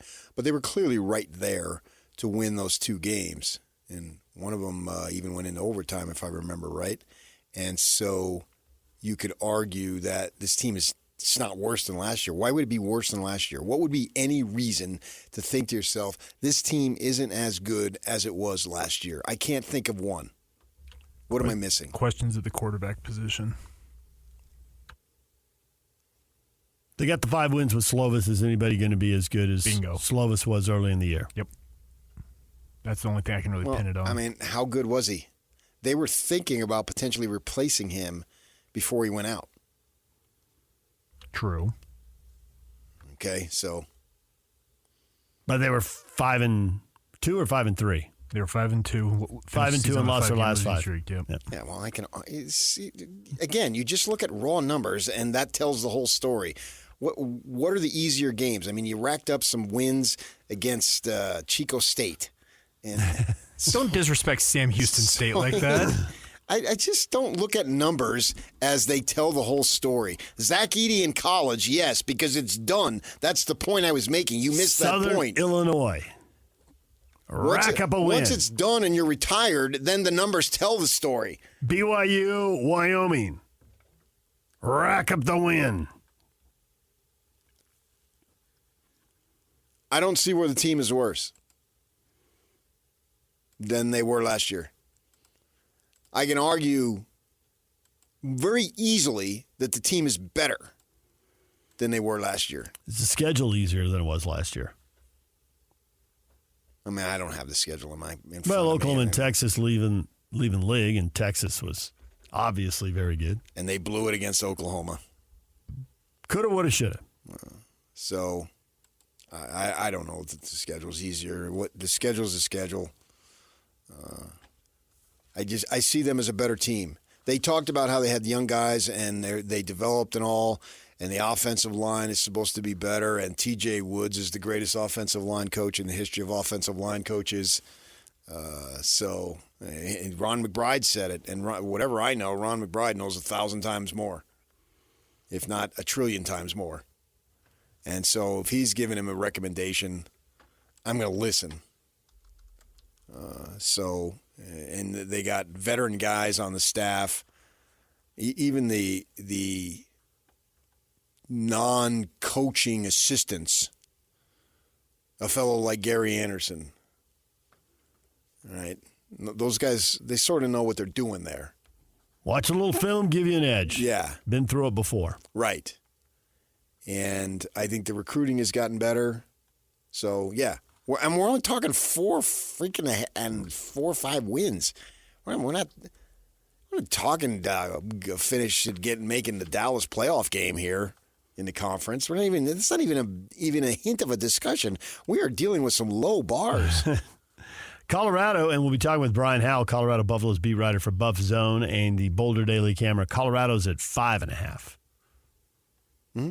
Yeah. So we'll see if he thinks that's in line. He's coming up at 9 o'clock. Well, I mean, he's going to tell you they're going to be better than that. I can guarantee you. Aggies are also at 5.5. All right, DJ and PK, it is time for the Unit Golf Major Giveaway. Be caller 12 right now at 801-575-ZONE. You'll be assigned a golfer in the PGA Championship field this week. If your assigned golfer wins, you'll win the same brand of putter that they play, up to a $500 value. It's brought to you by You Win a Golf, simply the best golf stores in Utah since 1971. We'll talk PGA Championship with Brian Taylor from Real Golf Radio next. DJ and PK, it's 97.5 The Zone. We're joined now by Brian Taylor, Real Golf Radio co-host, ready to talk PGA Championship. Brian, good morning. Morning, guys. How are we? Good. The PGA Championship is rolling into Valhalla. Is this one of the better PGA courses? Is it kind of the middle? How does this course stack up? Legendary tracks. Well, I mean, Tiger made it legendary, I think, with this 2000 win over Bob May. That's what first comes to mind. Obviously, 2008, the Ryder Cup, Paul Azinger with the pod system finally got the U.S. a dub, much-needed win in that series when the Europeans were dominating. So there's been some good ones. I mean, go back to 1996 PGA. Kenny Perry, a local favorite there, local Kentuckian. He's in the booth. Looks like he's going to win. Mark Brooks comes down the stretch. And while Kenny's in the broadcast booth watching and commentating, Mark catches him. Then they run right down to a playoff where Kenny probably should have been out hitting some balls and warming up and ends up losing on the first sudden death playoff hole. So Kenny's been a good friend of the show over the years, and I know that one's a tough one to swallow. So those are some of the things that come to mind. And then Rory McIlroy beating Phil Mickelson by a shot back in 2014. So there's been some good ones here. To me, and we've been out on this golf course, it's got some interesting holes. It's not, in my mind, of the places we've gone over the last 25 years, one of the most memorable as far as golf courses is concerned, but it's a big boy park, if you will, and I expect big hitter this week. At majors, should par fives be reachable with a driver and a lob wedge? I mean, ideally not, right? I mean, ideally not. They're supposed to test these guys, and but you know what? I think there's some reasons why they're starting to roll the ball back. We were at Pinehurst for the U.S. Open a couple weeks ago, and I'm just little old me. I'm 50 years old. I don't hit it anywhere, and I hit driver 6-iron into a par 5. So what these guys are going to be able to do with that kind of stuff. So this is going to be different this week, though. You're going to have, they've got rain right now. They just shut the practice round down. A lot of flurry of activity yesterday, knowing this weather was coming. So probably not a whole lot of practice the rest of the day with a 1/2 to 3/4 inch rain expected. But they've got this new zoysia grass on the fairways. It's supposed to react better than the bent grass to water and drainage and all that kind of stuff. That said, it's going to make it play slower. It's going to play longer. So I don't know that you're going to necessarily see that kind of thing going in. Where Pinehurst, for the U.S. Open in a month, they're looking to get that thing firm and fast balls rolling. And if you drive the ball well, you can move it up there quite a bit and have a shorter shot in. And they're USGA banking on your short game challenge once you get near and around the greens. So a little bit of a different look this week, kind of an older Max Homa, just in his interview, called it an old school USGA or U.S. Open setup with the long rough and narrower fairways, and you got to hit driver long and straight kind of thing to score. But then doesn't necessarily test your skills. You can kind of get hot with the putter around here. So it's interesting to hear the different strategies of where the PGA is going and what the USGA going into a more of a firm, fast, kind of approach. Is the rough going to protect the course, or is the winning score going to be double digits under par?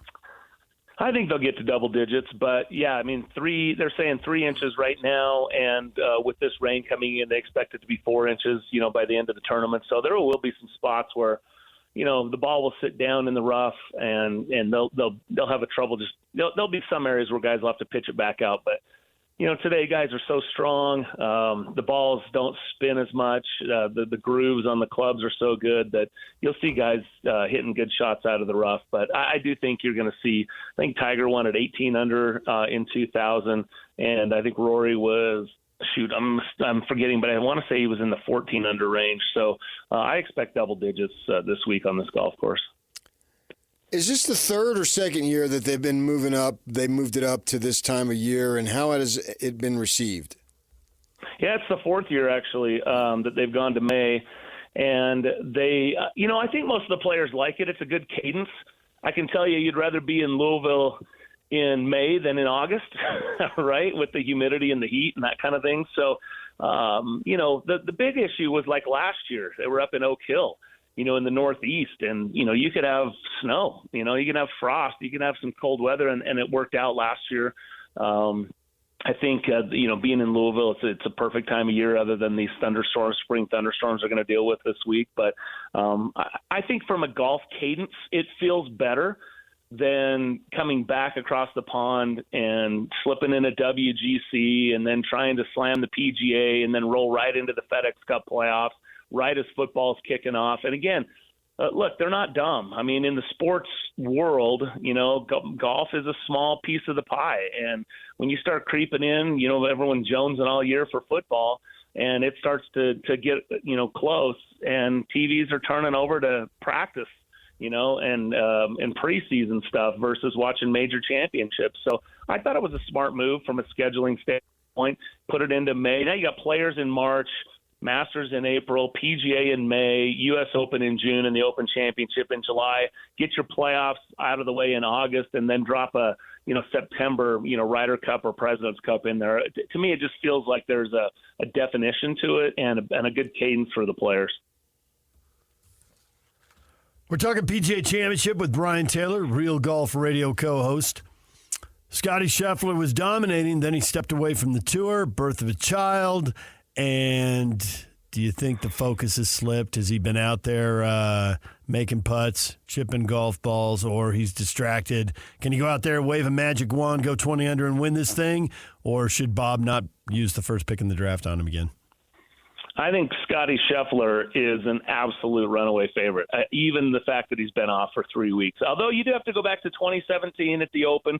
Jordan Spieth, the last player, 3 weeks off to win a major. Tiger did it a couple of times. I think once he was 8 weeks off going into the 2008 U.S. Open when he had that leg issue and things like that. So it's not unprecedented for a player to go 3 weeks off and win a major.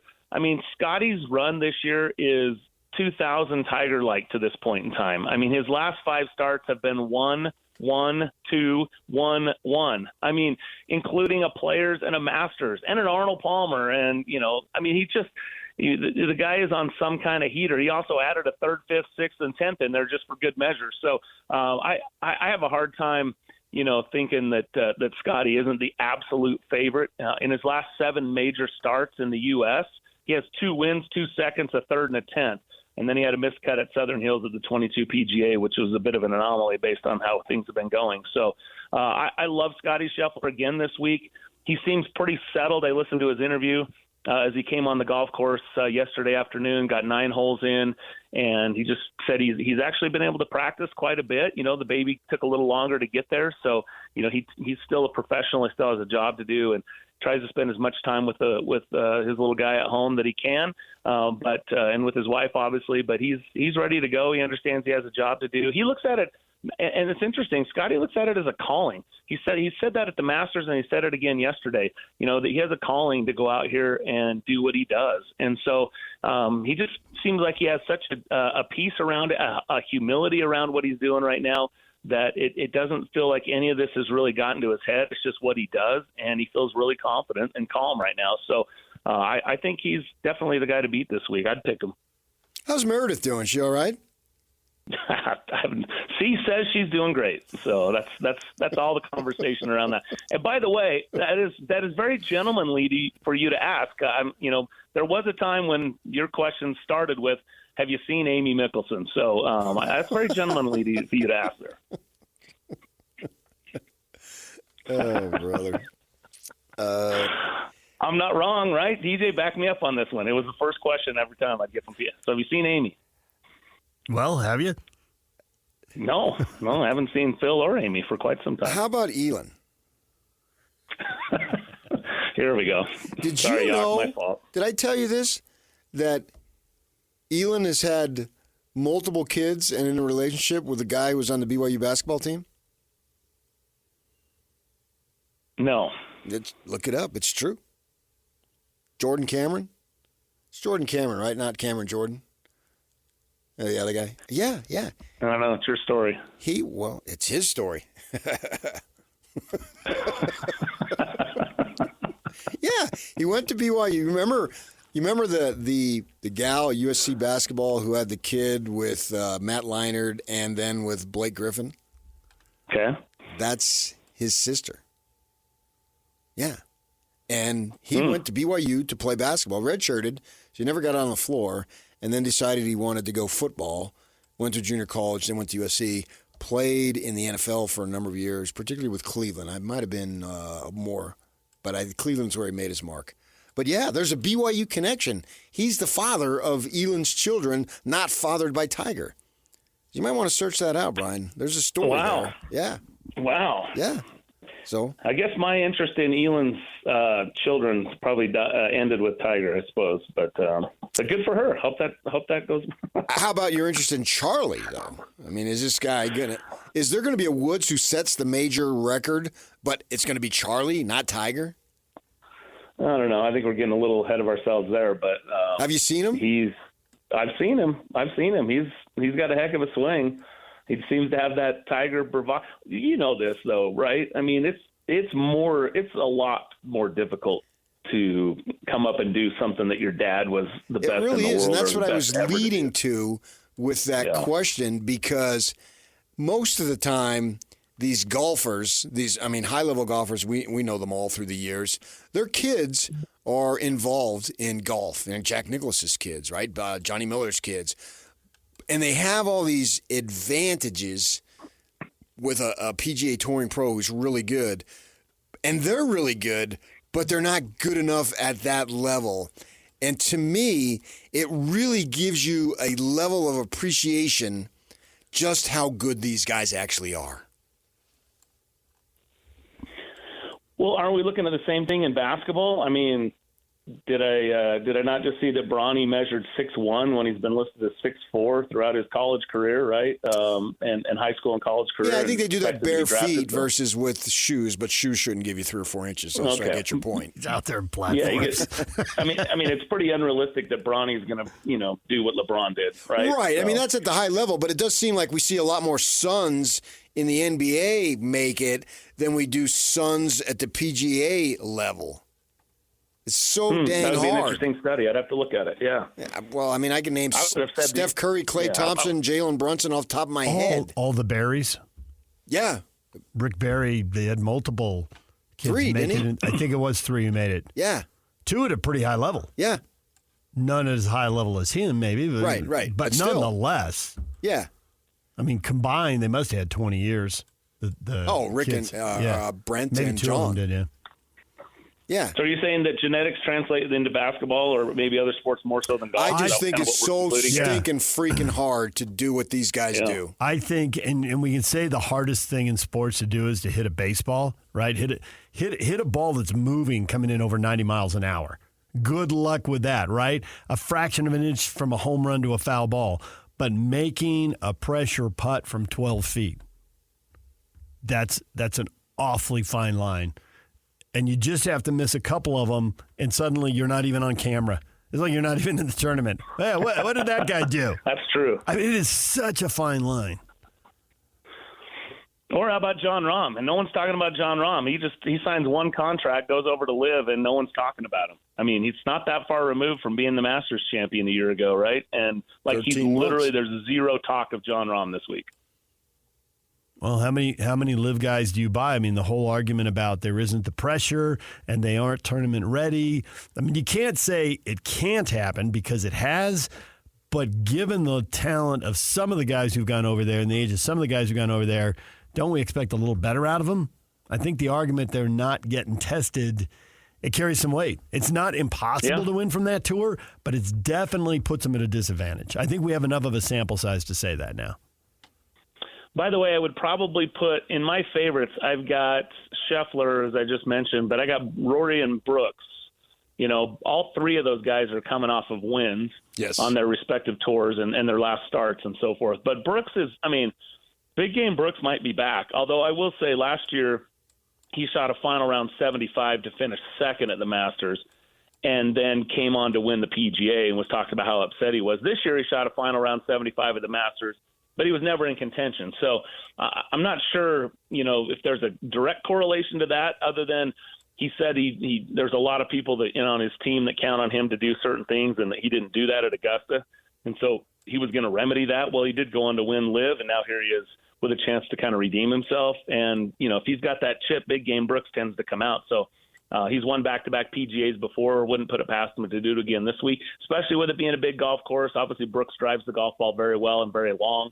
So I think Brooks and Rory both. I mean, with the rain that's happening, the last time in 2014 it was soaking wet. Rory won. Most of his majors, it's been wet, and Rory's won. So you got to you got to figure he's kind of licking his chops as well. So those are some of the guys. And by the way, because I know you're going to throw out the draft. Who you got tomorrow with Bob? By the way, who you guys going with?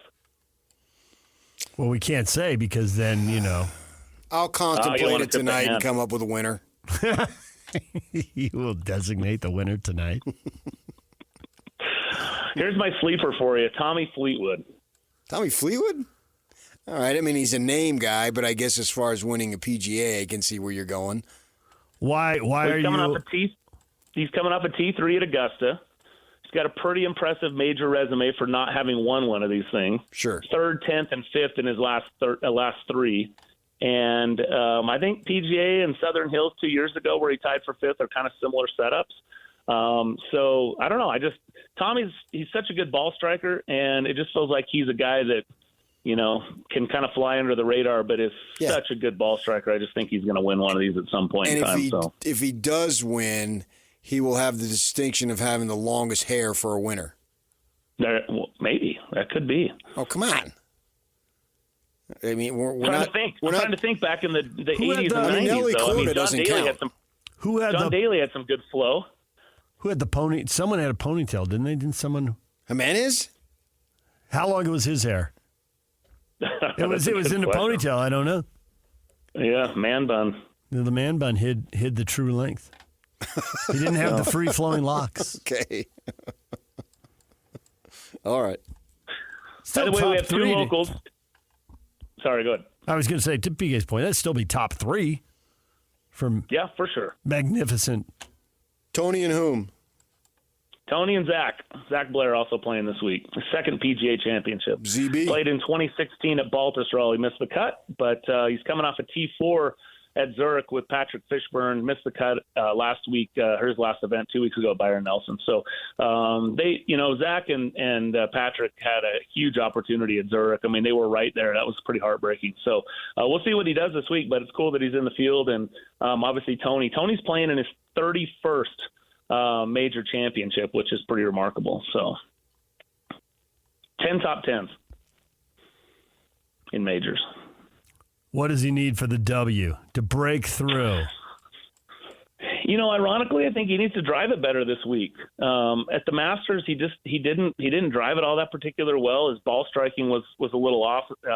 Wasn't sharp into the greens. His putter wasn't that terrible, to be honest with you.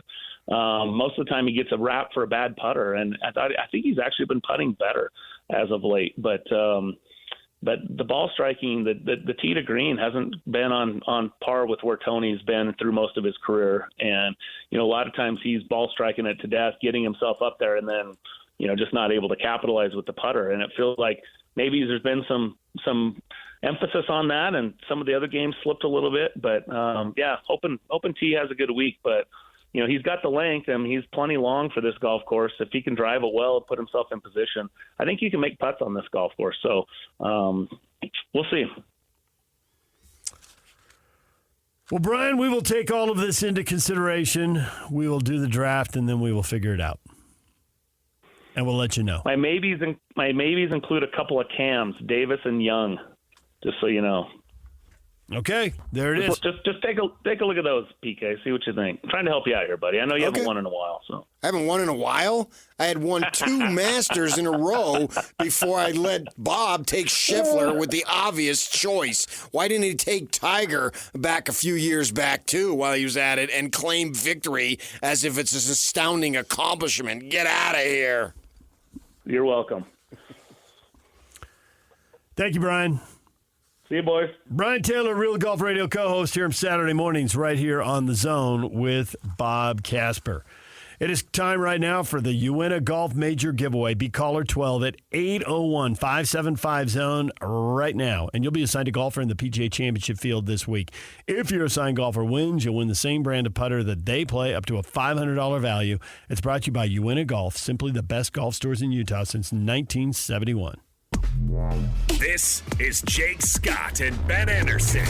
He is Stephen Ellis, the associate editor / prospect analyst for the Daily Face-Off. Give us your thoughts on this roster coming up from Phoenix to Utah. It's a good group of good young guys. Obviously you look at the last couple of years and it's been a difficult run for the Coyotes. But I think now with this team, hopefully more money can be spent to make this team competitive. They got a really good young group with Logan Cooley. You should be getting very excited about him. He's one of the best young players in the league. If you like physicality, Coyotes have probably the largest prospect pool in terms of actual physical size. So they're going to be a fun team to watch. It's going to be a couple of years, but I think, it's new, exciting, and we've seen with Seattle and Vegas, when new teams come in the league, people are interested in trying to go there and making an impact, and I think that could be pretty enticing. Hear Jake Scott and Ben Anderson every day from 10 to noon on 97.5 The KSL Sports Zone.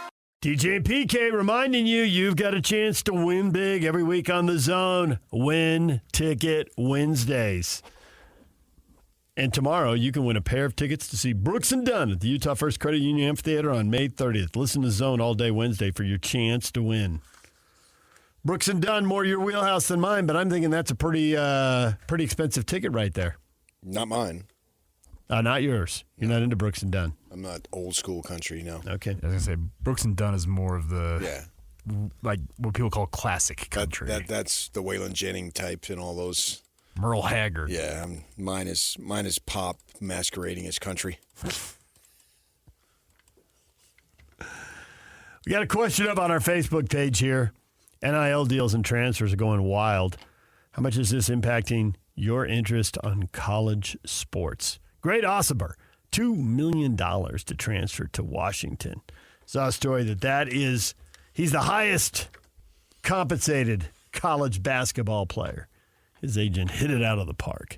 His agent did. I read a story. I forget the agent's name, but there was an agent and whatever. Danny Sprinkle. No, not Danny Sprinkle. Yeah, that's nuts, man. That's not money well spent. Reset the market. That's just crazy. That is out of control. 3 different universities he's played for. And 3 different universities bidding on him now. Just open it up to the highest bidder. That's what we've become. There it is. You have the opportunity to embrace it, or you have the opportunity to say enough. I think more people are going to end up like me, which is always a great thing. Playing golf? No. Going to the gym? They're just going to view it as a form of entertainment, and that's it. And they're not going to get all wrapped up in it. Dial back the passion. Well, that's bad news for the schools. Might be healthy for society. No, I understand.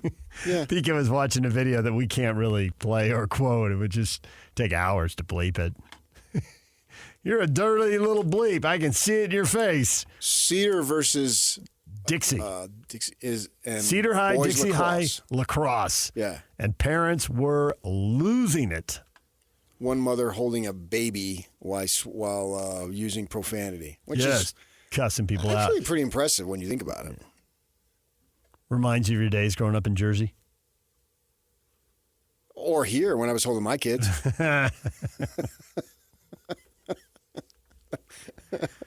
You dirty little bleep. Yeah. And she could see it in whoever she was yelling at's face. And this is coming out of England. So it's gone global. Oh, yeah. The website that picked Isn't up this the Daily video. Mail, isn't that out of England? Yeah. So the Daily Mail has gotten a hold of something from Cedar and Dixie High. Mm-hmm. Yeah. Oh, man. Absolutely. Yeah. So I think that's the way to go anyway. I've always felt But will like people pay all this money that they're paying to go to all these games? I mean, the luxury suites, the donations you make before you buy the expensive if they tickets. view it as a form of entertainment, yes. Why not? Because I don't know that they pay top dollar like that for a form of entertainment. They pay top dollar because they have a passion for it. Oh, I don't know about that. Really? You think just the popularity of enough Something to do. Enough businesses? You enjoy it. Enough businesses will buy the seats? Well, there's always going to be that. I mean, that's the way they've matriculated anyway to the... That's how the business has evolved. Right. Anybody writing a story about, well, for a family of four to... Yeah, that doesn't happen. Watch the people going up and down the aisles at the game. I don't see the families of four buying tickets to go to games. It's still a night out. And a night out... Or a Saturday afternoon out, but I get your point. I was thinking the NBA. Yeah. The NBA is a night out. I was thinking here in our town. But in college basketball, a lot of these towns, they are the big show. They aren't the NBA, but they're, you know. It's a night out. And a night out is something you look forward to, right? You got the humdrum daily give and take of life, the routine, and it can get somewhat monotonous. And so you have an opportunity to go and you see an alley-oop or you see a Caitlin Clark doing her thing. Throwing a logo three. That's fun, right? And so I don't know that that's going to change. I wonder if the passion will be, when it comes down to, if Kyle Whittingham ends up being literally right, not philosophically right, which I think he's already philosophically right. Money equals wins. But if it comes down to when it's literally right, people will where hate it. NIL, if you pay the most, you're number one. If you pay the second most, you're number two, and all the way down to 25. Right. Baseball had a little of that going, but it seems to have gotten away. There seems to be a little unpredictability. Maybe it's all the pitchers getting hurt. Teams spend a lot of money on pitchers, and then they can't pitch. Maybe that's too simple an explanation, but 25 years ago when the Yankees had the biggest payroll every year and won 4 out of 5 World Series, I think people were getting sick of it. But subsequently, we've had a run where... Yeah, but they also drafted their guys. They drafted a lot of those guys, yeah. They were homegrown. The core of it was homegrown. But we got to the point where, you go 8 years and it'd be 6 or 7 different champs.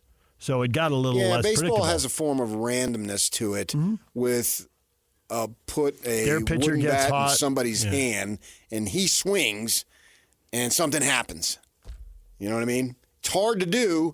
And so you've got Bucky Dents of the world doing something that is well beyond their normal capability and then become a folk hero. So those things happen. Bruce Bochy won 3 World Series titles with the Giants by picking no-name guys to come up and pinch hit, and they get a big hit. Travis Ishikawa will forever be known for a big hit. And so those things happen. But I think as it relates to college, but we've already understood at the pro level and accepted that to a good extent, that it is about the money. That's already been ingrained in us. The college is where it's new, right? And once it drops down to junior high, I'm definitely out. Jim actually posted something like that. Jim says, the thin veneer of amateur sports is gone. What's next? Paying high school kids to play? Yeah, that's My agent is setting me up to go at the high school level. That's crazy. But so now it's new acceptance or rejection at the college level. I've been indoctrinated covering college sports for decades that I've seen stuff and I knew what was going on, and coaches have told you and me, and so we're aware of it. So I've already accepted it that the Ohio States of the world, of course they're going to win. It's been covered. I mean, it's out there. For people who wanted to. Before I got into the business, I read the story. I mean, Kentucky literally mailed cash to a player, and the package broke open, and the money spilled out at the airport. And the people at the airport are like, use better tape. That would have been good. Kentucky. Right, but it wasn't our school. Our school didn't do it. Your school did it, but not my school. I still get how you win at every school. I get how you win at the highest level. Yeah. So you're going to have to accept. But that. now it's not the teams going to the Final Four. Now it's everybody who's getting into the NCAA tournament, and probably half the teams in the NIT tournament are hip deep. I still don't have a good feel for, the WAC, the Big West, the Big Sky. I mean, do those teams really have NIL money? All told, do my Gauchos have $100,000? They have spare change. Do your Lumberjacks? Yeah, they get $1,000 here. Maybe what NIL was meant to be is what they get. Yeah. So that'll be part of that there. Yeah, we understand that. So on my recent hiatus, I was down in southern Utah, met up with a friend who works for one of the universities down there. We were talking about NIL. And I said, okay, fill me in here. What's the WAC? Where do things stand? He told me that multiple players that go to Grand Canyon University are making more in NIL than every other university in the WAC. Now they're going to the West Coast Conference. I did hear Grand Canyon was just short of $1 million for their basketball team, $800,000 or $900,000. Well, they want to win. That's why they're going to go to the West Coast Conference. Right. So that one's skewing outside of that. But I was told the rest of the WAC, I've been told is sitting in the west of the WAC, less than $500,000 maybe the highest. Yeah, but they don't expect that much, and so they're never going to win anything. Right. But that's fine. They're not going to win anything, and then they got games on campus. You people pay for go, what you get, and it's good. good for the young men and young women to have the opportunity to play some ball after high school and build some relationships and memories and all that stuff. Yeah. That's the Pollyannish view that we view it, but it's not going to be that way. And it's not, and so you're going to have to accept it. I think that people will come to grips and terms with it. I mean, I'm fine with it. David says it's hard to be a fan with players leaving after one season. The constant change is detrimental. Unless you win. But I don't think you're going to win with the constant change. Utah State was the exception to the rule. Well, yeah, but... Unless everybody has the constant change and then somebody has to win. I mean, if nobody has continuity... Right. Then that levels the playing field. But I don't know that's going to be... But BYU had more continuity and did better with kind of the same cast of characters because they brought them back for a second year. Mm-hmm. And guys got better. Right. Guys, the individual improvement plus the group's just more familiar. Yeah. I think that's the way. And yet they go out in the first round. Yeah. I mean, they don't sniff anything that really matters in the NCAA tournament. We'll see if KY can do his thing. And then they'll be excited. If your team is winning, you're going to overlook it. But I think eventually, that's the thing about it, is that if it just literally corresponds, the top 25 are the top 25 highest paid. Then somebody will write the story and we'll read it at the start of the year, and then that makes the sport really predictable. If it comes down to what you say literally, because you're right, Kyle philosophically is right. Mm-hmm. Nobody's winning with no money. Mm-hmm. But if it literally comes down to we got $2 million more than you and we're going to beat you, if it gets that predictable, what we like are the surprises. We like the unpredictability. We like competition. I can't believe if it's 54-10, we're out. I can't believe that happened. To me, college football, as the season progressed, I check out nationally. Like I used to get up every morning and watch game day. And a lot of it was in hotel rooms and I didn't have anything else to do really. But even now, I still go into hotel rooms. I'm not into it because I'm tired of talking about Georgia's going to win again. Alabama, Ohio State, and they got to play the hits, so I'm not blaming them. But from a national level, It's too predictable. It became boring. Yeah, you need surprises. Right. So that's why, to me, I viewed it as, well, if you won your conference. That's why I was so engrossed in the Pac-12, because all these schools that have been followed. But then Oregon started flipping it, and they've been flipping it for a good while now. And you kind of go, well, they're just buying this thing here. And so they're getting all these kids because they're spending all this money. And they've been spending NIL money long before NIL was a thing. And they bought their way to the top. And they saw Oregon State won a couple of baseball titles, and so then they bought a baseball program. We can't have baseball. The weather's bad, and we got Title IX issues. Oregon State wins the title. We're starting a baseball team. Yeah. The weather got better, and Title IX wasn't a problem. And they've got a first-class facility. Those were just cop-outs. And they've got a really good team, so you just got to roll with it. And if you're a fan of that, you act like, oh, that doesn't really matter. But it does. It's the reason why you're winning. It's the reason why Oregon, which sucked for decades, is very good now, because they bought themselves a winner. Good for them. Jason, it's hard to fault any of the athletes, but it has diminished the product somewhat. Oh, I don't fault them at all. Zero fault. I would do the exact same thing if I was Great Osibor. Way to go, fella. DJ and PK, Brian Howell, Colorado Buffalo's beat writer for the Buff Zone, and the Boulder Daily Camera joins us at the top of the hour. Year 2 of Dion. Will it be different than year 1? And if so, how much? That's coming up in 15 minutes. Stay with us. Ladies and gentlemen, may I present... This is JJ and Alex. If the team did stay together, if the crew did stay together, no one would say, I want to build my team around Donovan Mitchell and Rudy Gobert. That's why the Jazz had to blow it up. Right. Because if they really wanted to contend with all this talent we just mentioned and all these teams, then we're seeing that come to fruition this year. Jamal Murray and Jokic, there's another duo that's still very formidable, right? The champs. The Jazz weren't anywhere close to that. With Donovan and Rudy and all the other pieces they had, they were a first round out. We didn't even mention the Suns or the Lakers or the Warriors. There's so many other teams here that have one or two dudes. The Jazz don't have that, so the Jazz had to blow those guys up and start over, because what they really want is a title. If you're going to do that, you weren't going to get there with Donovan Mitchell. Catch JJ and Alex afternoons from 3 to 6. Presented by G2G Bars on 97.5, the KSL Sports Zone. Nominate the youth sports volunteer that you know for the Hercules Hero of the Week.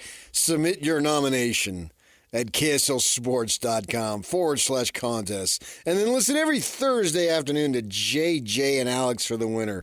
Help us celebrate the efforts of those volunteers making an impact with the Hercules Hero of the Week. And it's sponsored by Hercules Credit Union and Beehive Meals.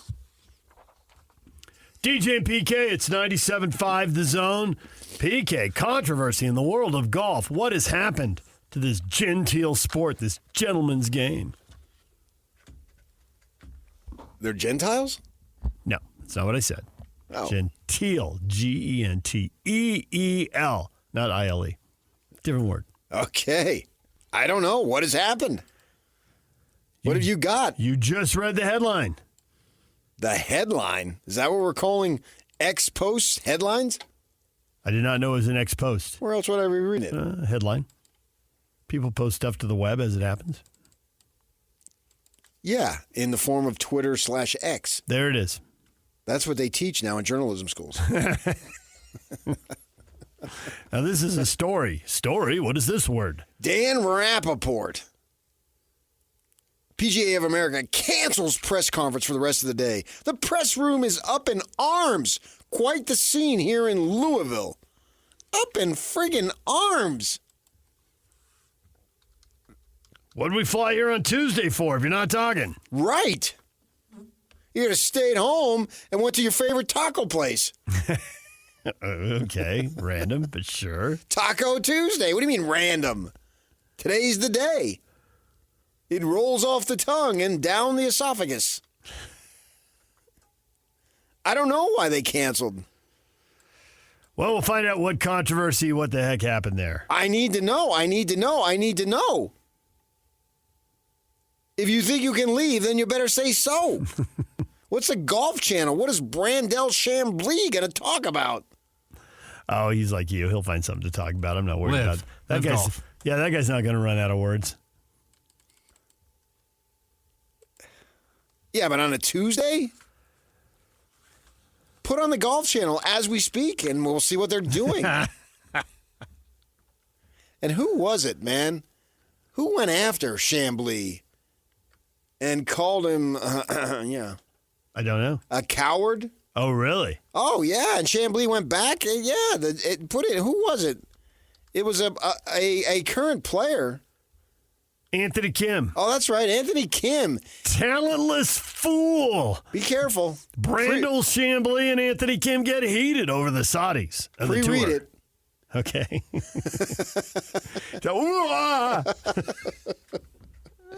Anthony Kim, who was away from golf for years, then came back with long hair and he's tatted up. He doesn't fit the profile. And he went after Chambly over the weekend. Nice. And if you go after Chambly, he responds. Nice. Yeah. Golf with a feud. So you got yourself going on there. And a lot of the pros don't like Chambly because he tells it as he sees it. Which, hey, that's how he made his mark. You're going to get in there and say, oh, boy, you get these analysts, particularly in college, and all they do is just compliment the coaches and how great they are and blah, blah, blah. It just gets so over the top. And they think they got to be just completely and totally positive. And a guy could take a punch out on the course, throw a punch, and they'll find a way to make it positive. I mean, they don't want anything remotely negative that can be perceived as any form of criticism. And Chambly, he's got no problem doing that. I just saw the quotes. I saw the word you wanted me to avoid. Good advice from you. Be careful. Got to be careful with that word. Yeah. You say that word, trouble will ensue. Oh, I think you can get away with it. I couldn't. I don't know about that. Well, if you're just reading a quote. You are such a bleep for beating on your chest and saying never retreat, and then you hypocritically retreat. It's well known this talentless fool is disliked by most people in the golf world. You still going to cover golf if Live Golf League is involved? Chambly's point is they should cut a deal because there's no way to beat the Saudis because they won't run out of money. They'll just keep spending. I mean, it's the Saudis and the James. You just don't run out of money. You know what I mean? Nope, I really don't. I mean, it's just a bottomless pit, if you will. DJ and PK, when we come back, Brian Howell, Colorado Buffaloes beat writer for the Buff Zone and the Boulder Daily Camera. Our spring football tour continues. Is Dion going to make improvement in year 2? And if so, how much? That's next. Stay with us. DJ and PK, it's 97.5 The Zone. We're joined now by Brian Howell, Colorado Buffaloes beat writer for Buff Zone and the Boulder Daily Camera. As our spring football tour continues, Brian, good morning. Good morning. How you guys doing? Good. Well, you're curious. Year 2 of Deion Sanders. Coming off 4-8, they need to find 2 more wins, and they're going to a league that doesn't look as good. I mean, he jumped into the deep end of the pool with the Pac-12 having just a great year in his first year, so maybe his timing wasn't great. Maybe the timing is better now. Nationally, that story cooled off big time as they lost 6 in a row to end the season. Did that cool things off locally, or is Colorado still see you a big deal with Deion? Yeah, I think it cooled things off a little bit, but there's certainly still a big deal. And you look at they just announced this morning the season opener against North Dakota State is going to be an ESPN game, and yesterday they announced that week 2 is going to be on NBC at Nebraska. So there's still a big deal, and certainly a big draw TV wise coming out of the gates. And so I think what last year did was maybe temper some expectations a little bit from a lot of people. You look at where they need improvement, and it's across the board when you don't win that many games. Obviously, that's for any team at any point. I want to start with the defense. They allowed almost 35 points a game. The conference statistics, they were at the bottom, 276 yards passing, 176 rushing. They get a new defensive coordinator. You look at them, particularly up front. It looks like they're going to go, if you look at their depth chart, 3 of the 4 down linemen transfers, linebacker, some couple of transfers. DBs, they might have the most returning amount of players there, and obviously his son is back there. So with Livingston being the new coordinator, how much difference or how much better can the defense be from last year to this year? Yeah, they can be worse because we saw them in 2022, but it can't be a ton worse than what they were last year. But I think they're going to be better because they're better up front, and at least on paper. They've got a lot of transfers, like you mentioned, and they really needed to bolster that front. And I think they're much better up there. And their secondary was pretty good last year, and they returned a lot of those guys. And they also brought in a couple of cornerback transfers that they really liked that played really well this spring. And so I think they're going to be better. I don't think they're going to be one of the top-end defenses in the Big 12, but I'm not sure they need to be with this offense. If they can just hold teams to 28 points a game, I think they'll be in a lot more football games and winning a lot more football games. In your mind, bigger problem, D-line or O-line? And in your mind, which one have they done a better job of fixing in the offseason? You can almost flip a coin. Neither one of them was very good, but the offensive line was probably the bigger problem. But, yeah, they've certainly upgraded that. And at least, again, on paper, it's 10 transfers that they brought in on the offensive line. And they also signed Jordan Seaton, who's the number one offensive line recruit in the country in the 2024 class. And so they've certainly tried to upgrade that spot. They think it's a lot better based on how they played in the spring. And it has to be because Shedeur was the most sacked quarterback in the country last year. And as long as they give him time, he can operate. You look at running back, and they've had multiple guys leave the program and trying to figure out who's going to be the guy. Is it going to be the Hayden kid, the transfer from Ohio State? I think so, but you also bring in Rashad Amos, who ran for 1,000 yards at Miami of Ohio last year. And so I think those are probably the top two. But then, they've got a couple of true freshmen they really like that are coming in here. And so, but I think those two veteran guys, Hayden and Amos, are probably the top two. They had the transfer portal to bolster wide receiver, which I don't really think was the problem. What do you think of the strategy of going out and getting one of the leading, if not the best, wide receiver out of the championship subdivision? They bringing in Wester, LeJohntay Wester, 5'11", so I guess maybe that's why he gets passed over originally. But wow, career high 108 passes caught, second in the FBS. So. Yeah, he's pretty good. He had a great spring, and they also went and got Will Shepard, who was he's been the leading receiver at Vanderbilt the last 2 years, and so I think they upgraded that spot as well. They did lose Xavier Weaver, who was their top receiver, but they've got obviously a lot of good guys returning. But you go get the number 2 guy in the country in receptions, who was also an All-American punt returner. I think that's going to help quite a bit. They talk about how they're the number 1 ranked transfer class. And I'm wondering, that's good. If you're going to go with transfers, you want to have some really good transfers. But that is sort of a double-edged sword, because if you're going in that direction, that is acknowledging that you need a massive talent upgrade. And so I wonder is it enough to be able to have them contend in the Big 12? I'm not sure. I would not put them as a top contender in the Big 12. I think maybe if things fall right, maybe they can get to that point. I don't see them as a top contender. I think they're a 6 to 8 win team, and I would imagine you've got to win 10 to contend in the Big 12. But I think they can maybe get there. I just don't see it on paper right now. What is the number one advantage they're going to have when they play somebody from the top third of the league? Or will they not have an advantage when they play the top third of the league? Well, I think they've got the best quarterback in the conference. And I think that anytime you've got the best quarterback, you've got an advantage. And I think that Shedeur gives them an opportunity to win every single game. And that's why maybe they could contend because you have him. But I think anytime that you have the advantage at that spot, you've got a shot. How many times do you think that they can continue to go in the transfer portal and start to basically create a new team every year? Because I'm hearing that, at least in terms of numbers, there's not at least a lot of emphasis on high school recruiting.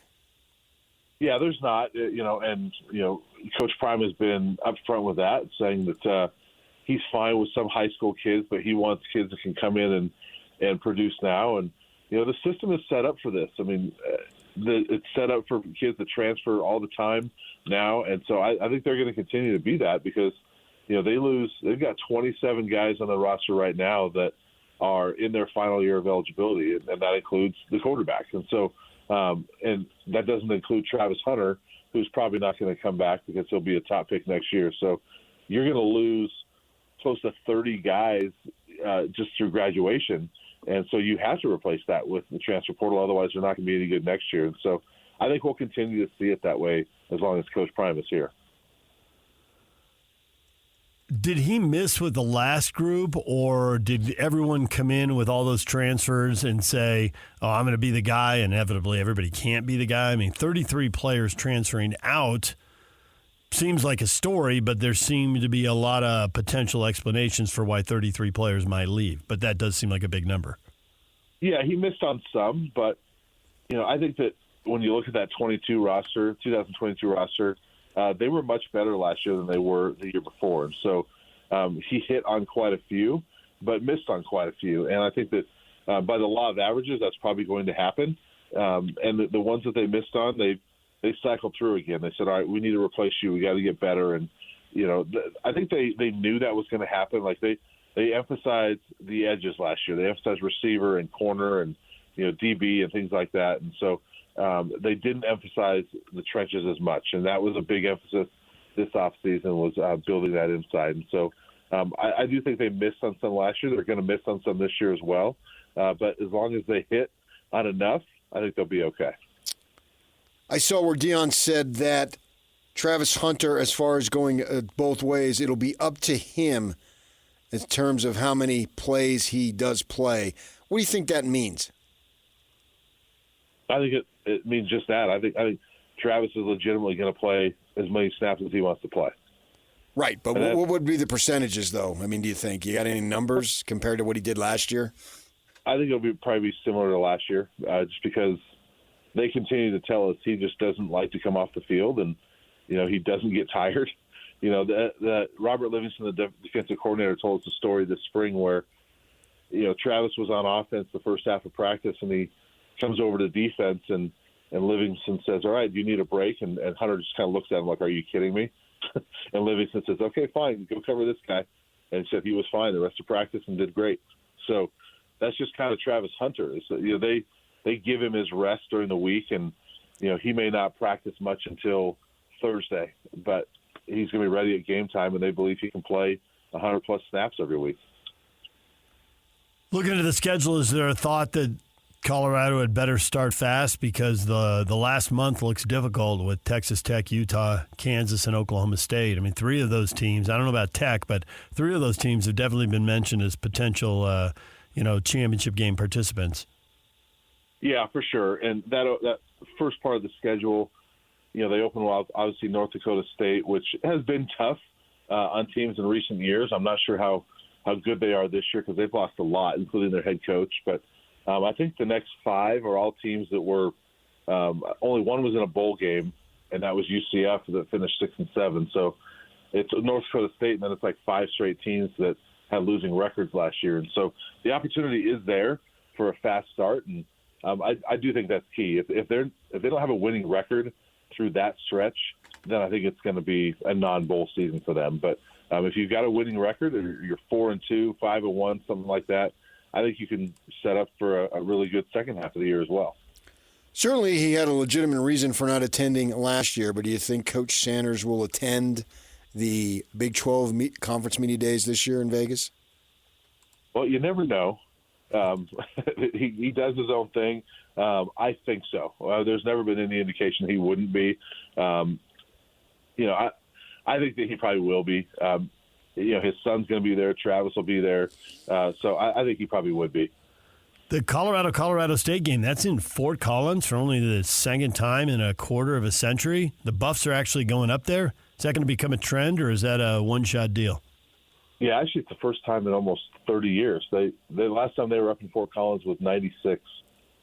So it's been a long time. It hasn't been on campus much because they played at the Broncos Stadium for most of the time since then. But it's not every year that they're on campus. I don't remember what the deal is, but they don't play them for several years after this year. They've got a contract that's kind of sporadic over the years in the future. So I'm not sure exactly when they play them again, but I think it's nice that it's on campus. Last year was the first time on campus in a really long time, and so it made it a pretty cool atmosphere. Well, everyone will be keeping their eye on Deion if for no other reason than when there aren't many good matchups in September, the networks are going to default to Deion and his personality. So we'll see how the Buffs do. Thanks for joining us, Brian. We appreciate it. You bet. Anytime, guys. Brian Howell, Colorado Buffs beat writer for Buff Zone and the Boulder Daily Camera. 5.5 the over-under. He thinks they're good for 6 to 8 wins. 8 seems pretty high end. I was going to say that. Yeah, you told me to take the over. Yeah, we talked about that in the break. I think we said that on the air. And how about that? Shedeur Sanders better than Fafita, better than Cam Rising? Best QB in the Big 12, he says. He's going to need a better offensive line if he's going to show that. Well, they're going to have 5 new guys. Yep. Now, they got 4 transfers and a freshman. Number one. Yeah, freshman tackle was the number 1 recruit in the country. Yes, he was. How about that? Jordan Seaton, I think his name is. I wrote it down so I'd be prepared. Yes. He's a 5-star freshman. Another Ofa Moatau. And there were 4 sacks in the spring game when usually there isn't a lot of blitzing and stuff. So the test will be coming for Colorado. There were 0 sacks in the spring game. You don't sack the quarterback. They call them sacks. They blow the play dead. Yeah.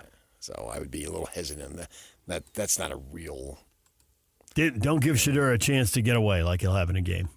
Yeah. I mean, you get within 5 feet of them, they blow the whistle. So I don't know how they had any sacks in the spring. Colorado doesn't play BYU this year, but they will play Utah in November. Well, yeah, but see they'll have a lot of sacks because the thing about those guys is that I'm not sure how much they want to win. They'll say it. Like you said, I asked you about RSL in the midweek game. Oh, they want to win. Well, yeah, of course they're going to say that, but show me what you do. And would he rather have a sack or an incomplete pass that goes against his percentages? Well, it was clear watching him play what the answer was. Take the sack. Yes. This is a stop on the way to the National Football League. Yeah. He'll be the highest pick with the fewest amount of wins ever. Oh, who are the high picks who didn't win much? Elway at Stanford because he never played in a bowl game. Well, yeah, but I mean, most of those guys were different then. Yeah, they were. I mean, they were good enough to record-wise to go to bowl games. They just didn't have 800 of them. Especially if you count that stupid play, which was illegal. Don't look it up. I'm going to. Don't look it up. Too late. My gosh, you are because I thought they had a losing record with that. I thought if he'd gotten to 6-5, they were going to a bowl game, and that play kept them out. Right. That's what I just said. So 5-6 isn't very many wins. Right, because of that play. That's what I just said. But you said they had enough wins to go. They didn't have enough bowl games. I'm talking about other years. Okay. Not every single year. And then he'll be quiet when he sees. The only way he's going to speak to it is if I'm wrong. What year was the band out on the field? I don't know. Yeah, you do. His last year. Okay. 84? John Elway? Yeah. I remember telling my brother-in-law when John Elway was a sophomore in high school, I want you to pay attention to this guy. And back then, there was no social media, none of that stuff. And you had to know by being in the area. And my roommate in college lived in the San Fernando Valley. And so I would visit him often. I was infatuated with Los Angeles, which is why I ended up moving there. I thought, I got to live here. And so I would visit him at the drop of a hat. You could fly over on Western Airlines for like $25. Western Airlines. Yeah. Oh, old school right there. Yeah. And so I was flying over all the time, and they would get the daily news, and I'd look at it, and they would have almost every day a story about John Elway because he was at Granada Hills High, which was the rival of my college roommate was at Kennedy, and they were right there. In fact, I think when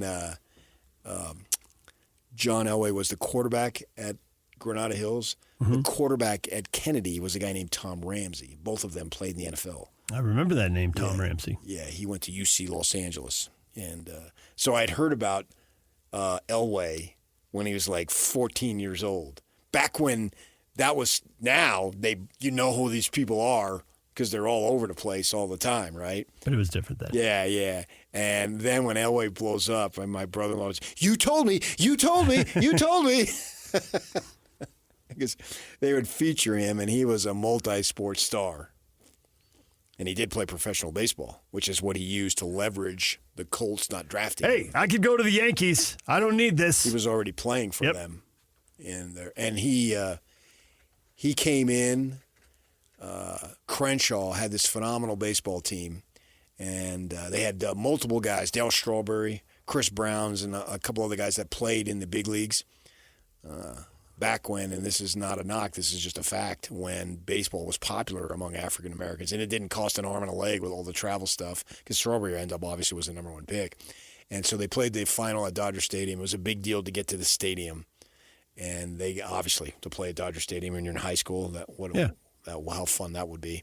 And so they brought in this reliever to shut him down, and that reliever was John Elway.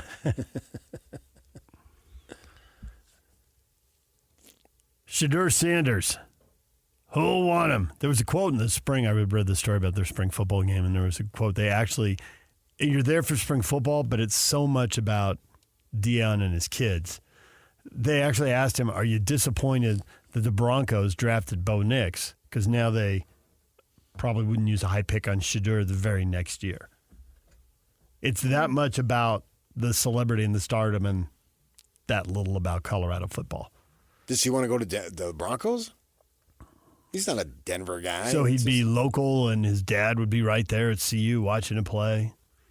You think he's going to be coaching at CU? Yeah, I don't, but he's because they did go to that with him, and he's like, oh yeah, he wants to have a line of Deion snowmobiles, and he's a lifer here, and blah blah blah. That'd be awesome if he was. Yeah, for them, and see if he can win. I don't think he's going to be able to win with this constant transfer stuff. I think the system is set up to allow it, but the system isn't set up to allow you to win. And this guy here is going to, he calls him Coach Prime and all that stuff. We see what's important to him and how he views things. But the system is not set up to win through the transfer portal heavily. It's there to augment your roster. Fill in key gaps, but not rebuild the entire offensive line. Yeah, and I mean, I wrote down the number of transfers on each side of the ball. I wrote down their depth chart last night. Yep. I mean, it's just dominant. Yeah. That's not going to work. 33 guys left the program, including the entire O-line. One guy did run out of eligibility, but everybody else on the O-line transferred out. Yeah.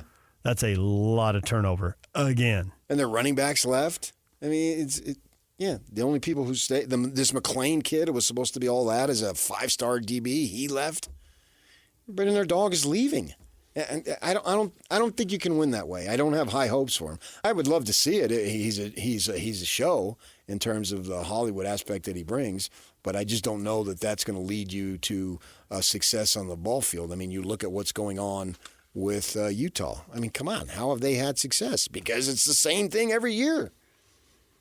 Can Colorado get to 6 wins? Can they get bowl eligible? That seems to be the bar now. They had 4 last year, and that league looks tougher than this league, so that ought to help them on the way to 6. DJ and PK, it's 97.5 The Zone. Everything you missed in this show coming up next. Accessing. This is Hans Olsen and Scotty G. Maybe Indiana's a place where you can have metal-piercing bullets. Can't imagine those are legal anywhere. Maybe they are. Metal-piercing bullets? Jeez. What are you facing? What's the guy with a metal suit? The Tin Man? No. The guy from Weird Science plays him. Something Junior. He wears a metal suit, and like I was going to say... RoboCop? No, it's the guy that wears metal and flies around. The Rocket Man. Rocketeer, sorry. We've given you so many guys with metal suits. You're not close. I'm sorry. Why are you mad at us? You have Google in front of you? Okay. Yeah, but I Man in metal suit. Iron Man. How did you guys not get Iron Man? All the Iron Man I could think of. Come up with 30 things with guys dressed in metal. 30. Truth is, I am Iron Man. Catch Hanson Scotty weekdays from noon to 3 on 97.5, the KSL Sports Zone. DJ and PK, it's 97.5 The Zone. Slacker Radio Headlines brought to you by Tim Dahle Mazda Southtown. Find your new Mazda at the south end of the valley at Tim Dahle Mazda Southtown. That's Tim Dahle Mazda Southtown in Sandy. Think Cleveland will be firing their medical staff now, PK? Oh, the Cavs? Donovan sat out a playoff game. That didn't go over very well last time that happened in Utah. How did it go over in Cleveland? Well, now they can say, well, we would have won if he would have played. See, you can rationalize it. Just start spinning. Boston's up 3-1 after beating Cleveland. You thought he was going to play. That's wrong. Be a hero. Go out there. And now they're saying if it's calf injury, it's 7 to 10 days. But they're saying it's day-to-day, so who knows if he's going to play in Game 5. I believe if he can play, he would play. I think it's a legitimate injury. Does it matter at this point? Celtics up 3-1. They're not going to lose this series. Well, at this point, I don't think they're going to lose the series. No. I mean, if it could have gone 2-2, I mean, obviously they won in Boston and lost at home. But I think that, when you look at it, the Cavs actually played them well. I mean, their Celtics win by 7 points was the smallest that they've had in the postseason. Right. Everything else had been double digits. Double-digit wins, double-digit losses. Yeah. Which is why I don't totally believe in them. Because they're going to have to win close games. Yeah, exactly. There's no question about it. You're not going to get to 16 by just rolling. I wouldn't think. And then losing big. And if you win 16, doesn't matter how many you lose, right? That's irrelevant. 16-12, you were very mediocre in the playoffs. That's good enough. No one cares. I wouldn't care. But you won 4 series 4-3, so there you go. That would be awesome if that ever happened. That's all that matters, man. Just win that last game and you're good to go. LeBron James sat courtside to watch that game in Cleveland. They recognized him. What? Huge ovation. Is it a hint that he might be coming back? Or is that just to put pressure on the Lakers? Pressure on the Lakers to do what? Or he just wanted to go watch a game in Cleveland. Who will draft Bronny? Where will LeBron play? Does he want to play with this kid? Bronny measured 6'1" in socks, no shoes. What with the afro, though? I don't think they factored that in. They should. LeBronny. I hope LeBronny makes it. It's all a Fletch thing to you. Yeah, that would be great if LeBronny made it. Cleveland will have to buy back into the second round. They traded their second-round pick to Indiana. Take the first pick. 20th pick, LeBron James' son, Bronny James. LeBron, come to Cleveland. Some random team, just if Bronny's on the board, just draft him, hold him hostage. Oh, we'll get something for him. Whoever wants LeBron, we'll make a trade, and we'll send him, and we'll get something. You think that's that big of a deal to get a 40-year-old? And people are dying to get that? I think some teams are. I mean, he's playing at still, yeah. They're dying to get that? Oh, yeah, but his usage on the ball. I mean, can he carry a team anymore? To a title? No. And so do the elite teams want him? No. But the teams are scuffing along. If you have empty luxury suites and empty seats, he will fill the building. Really? And you'll make money off him. Yes, I still think he's very popular and a big star. Okay. They've been in playing territory the last couple of years. You would trade your future for a little bit of money now? I mean, these teams are losing money. I wouldn't, but will another NBA team? No. The other game, Oklahoma City beats Dallas 100-96. The Mavs, 12 of 23 at the free throw line. They opened the door for Oklahoma City at the end of that game, and the Thunder walked right through it, led by Shai Gilgeous-Alexander, who was hitting one mid-range jumper after another. Tough shots, and they were going in. Are all shots that aren't threes and dunks, are they considered mid-range? I don't know, but I really did think he took a lot of 15 to 18-footers there. And a couple floating on the baseline on the far side. One looked like he was definitely behind the backboard, but the ball just squeaked past. But there's no way he was 15 feet out on that. That might have been a 12. You're right. I don't think he was in the paint. He was not. But I would consider 12 to 18 mid-range. Yeah, I don't know officially where it stops being mid-range and, It's a paint 2, but it's a 12-footer. Some little push shot that Jokic will do when he steps inside the free throw line. Yeah. That's all that matters. I don't care. But that was old school. Why? That should be school. If that shot's available, take it. Yeah, and the way he's shooting it, all the analytics that say, don't take that shot. Well, that's because you're basing it on making that shot 40 or 50% of the time. But he just hit one after another after another. You wouldn't take 50% of those? That's negative. That's wrong. That's something you shouldn't do. That makes no sense to me. That's why teams say take a 3, because you can shoot 40% from 3, you get 12 points on 10 shots. But if you're 5 of 10 on 2s, you only got 10 points. I know how to do the math. Yeah, well, that's why. That doesn't make it right. I mean, that's... Well, that assumes you're going to make 5 of 10. I assume nothing. I assume get a good shot. That's what I want. I don't care where it is. Get a good shot. Do you think those were all good shots, or you think he was hot? He's a Some heck of a good player, shots. man. Yeah, he is. Just any shot that he thinks is most likely to him a good shot, and I'm fine with it. No one really doubts OKC's talent, but the lack of playoff experience, can you make biggest plays and big shots at the biggest times? And he did. Playing a good team in the second round, and you're on the road, and you got to get to 2-2, and he didn't blink in the moment at all. Right. So any shot he wants to take it. Yeah. If you think it's a good shot. That's what I'm saying. There's an old story about Larry Bird, Casey Jones drawing up a play, and Larry says, I want to do this. Casey didn't argue him. If Larry Bird is confident he's going to make it, well, get him that shot. So they switched up the play, and Bird hit it. And that never changes. The 80s were great, weren't they? They really were. You know what's great now, though? The money is so much bigger.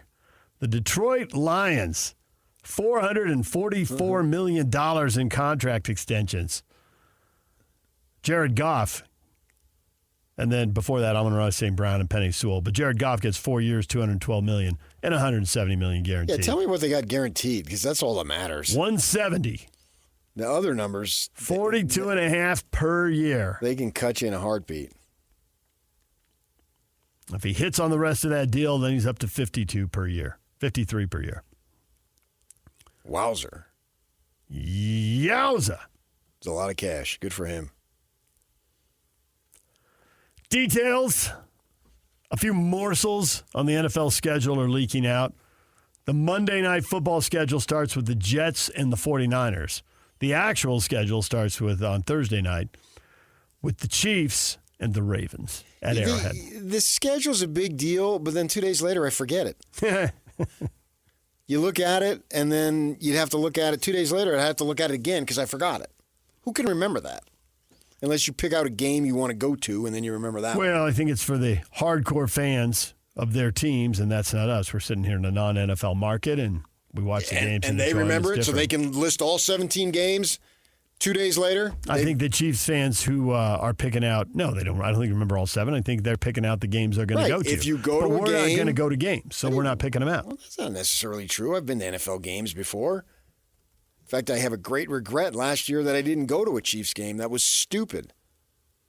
I've piggybacked trips going to games many times.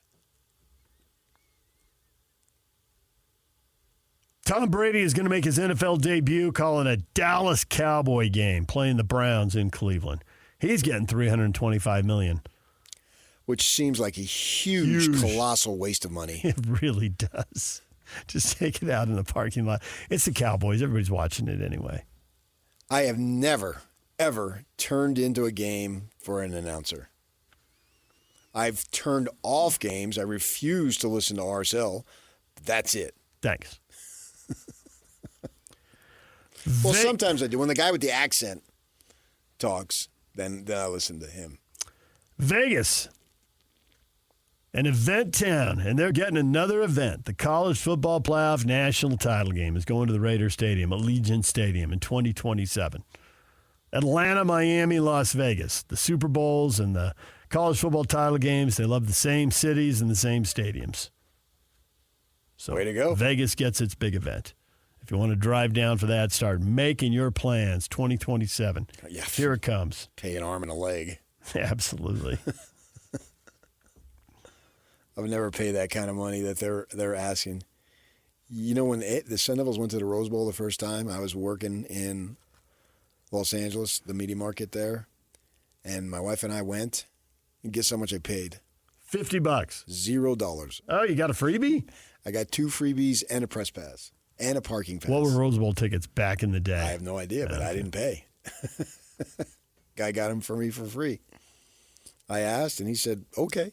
Yeah, hooked you up. He did, yeah. Also this morning we had on Brian Taylor talking Real Golf Radio co-host, talking PGA Championship. He expects a lot of birdies and a winner, double digits under par, which he said happened the last 2 times there with Rory and with Tiger. He thought Tiger got to 18 under.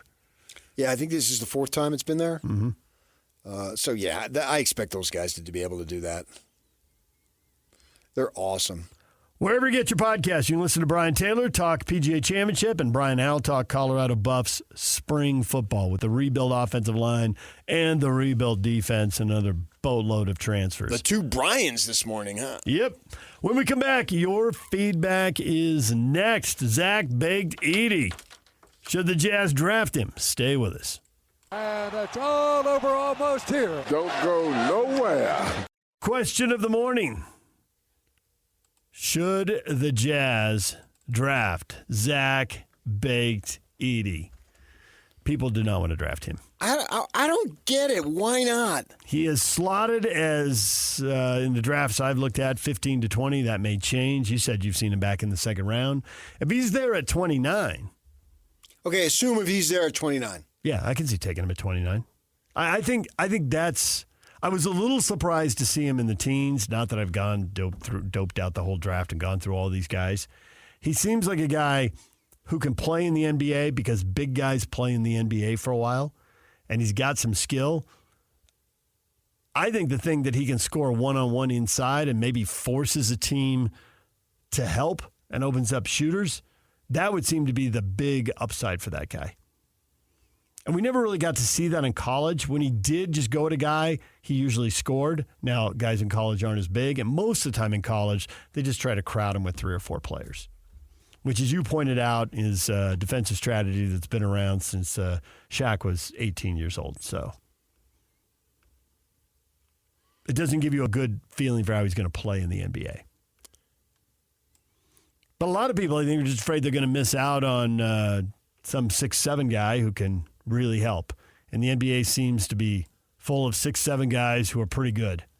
So go get one of those as opposed to the So I want the Jazz to draft Cody guy. Williams, Zach Baked Edie. And Williams, I've seen him in mock drafts going to the Jazz, and certainly he's in that neighborhood of, I'd take him right now. 8 to 13 or something like that. I don't miss on Pac-12 guys. He's definitely in the mix. Even though he's barely a Pac-12 guy. Barely. I mean, he was injured a lot of the season. But his brother is with the OKC Thunder. They're the same player in terms of body size, and obviously they would have the same genetics. I've heard about this kid since he's a Phoenix area kid. I think he went to Prairie High School in the East Valley. And, that's why I didn't shed a tear at all when I saw they dropped down from 8 to 10. I would have liked to see them move up from 8 to whatever. That would have been cooler, but I don't think this is not a devastating blow. NIL deals and transfers are going wild. Great Ossenberg gets $2 million to transfer to Washington. That's reportedly the most money any player in college basketball is getting. How much is this impacting your interest in college sports? Daniel says, I miss the days when a college would recruit a kid, have him for 4 years, and we'd be able to see them play into a starter by the time they're a senior. Okay, Grandpa. Those days are gone, and they're not coming back around. Yeah, and if those kids did that meant they got paid along the way. Andrew, has no effect on me. Players generate this much revenue easily. I think what will be enlightening is the exposure of how poorly managed many college athletic departments are. They got to go broke? I don't think so. Nobody's closing programs, are they? Randy says it's going to help college basketball because now colleges are competing with the NBA, the G League, and overseas basketball. That G League Ignite, they're actually closing that thing down. How's it going to help? What's that mean? Well, they'll be better players. Okay, They'll be better players. I mean, they were losing good players at G League Ignite. Now those players will be on college teams. I never thought that was that big of a deal, because I think players would much rather play in front of 12,000 people than 1,200 people. Big man on campus. Yeah. And at least for a few months, you're with your own peer group, not a bunch of grown adult men. Brian says, I donate to both BYU collectives, Royal Blue NIL and Coug Connect, to try and help. It sure makes for some crazy off seasons. It's free agency on steroids. He would donate or he does donate? He says, I donate to both. Oh, okay. Yeah. Brett says NIL is okay. It's the transfer portal that sucks. So something to be said for that. Yeah. His enjoyment of the game is impacted, but not by the NIL. All right, we're all done. Jake and Ben are up next right here on The Zone.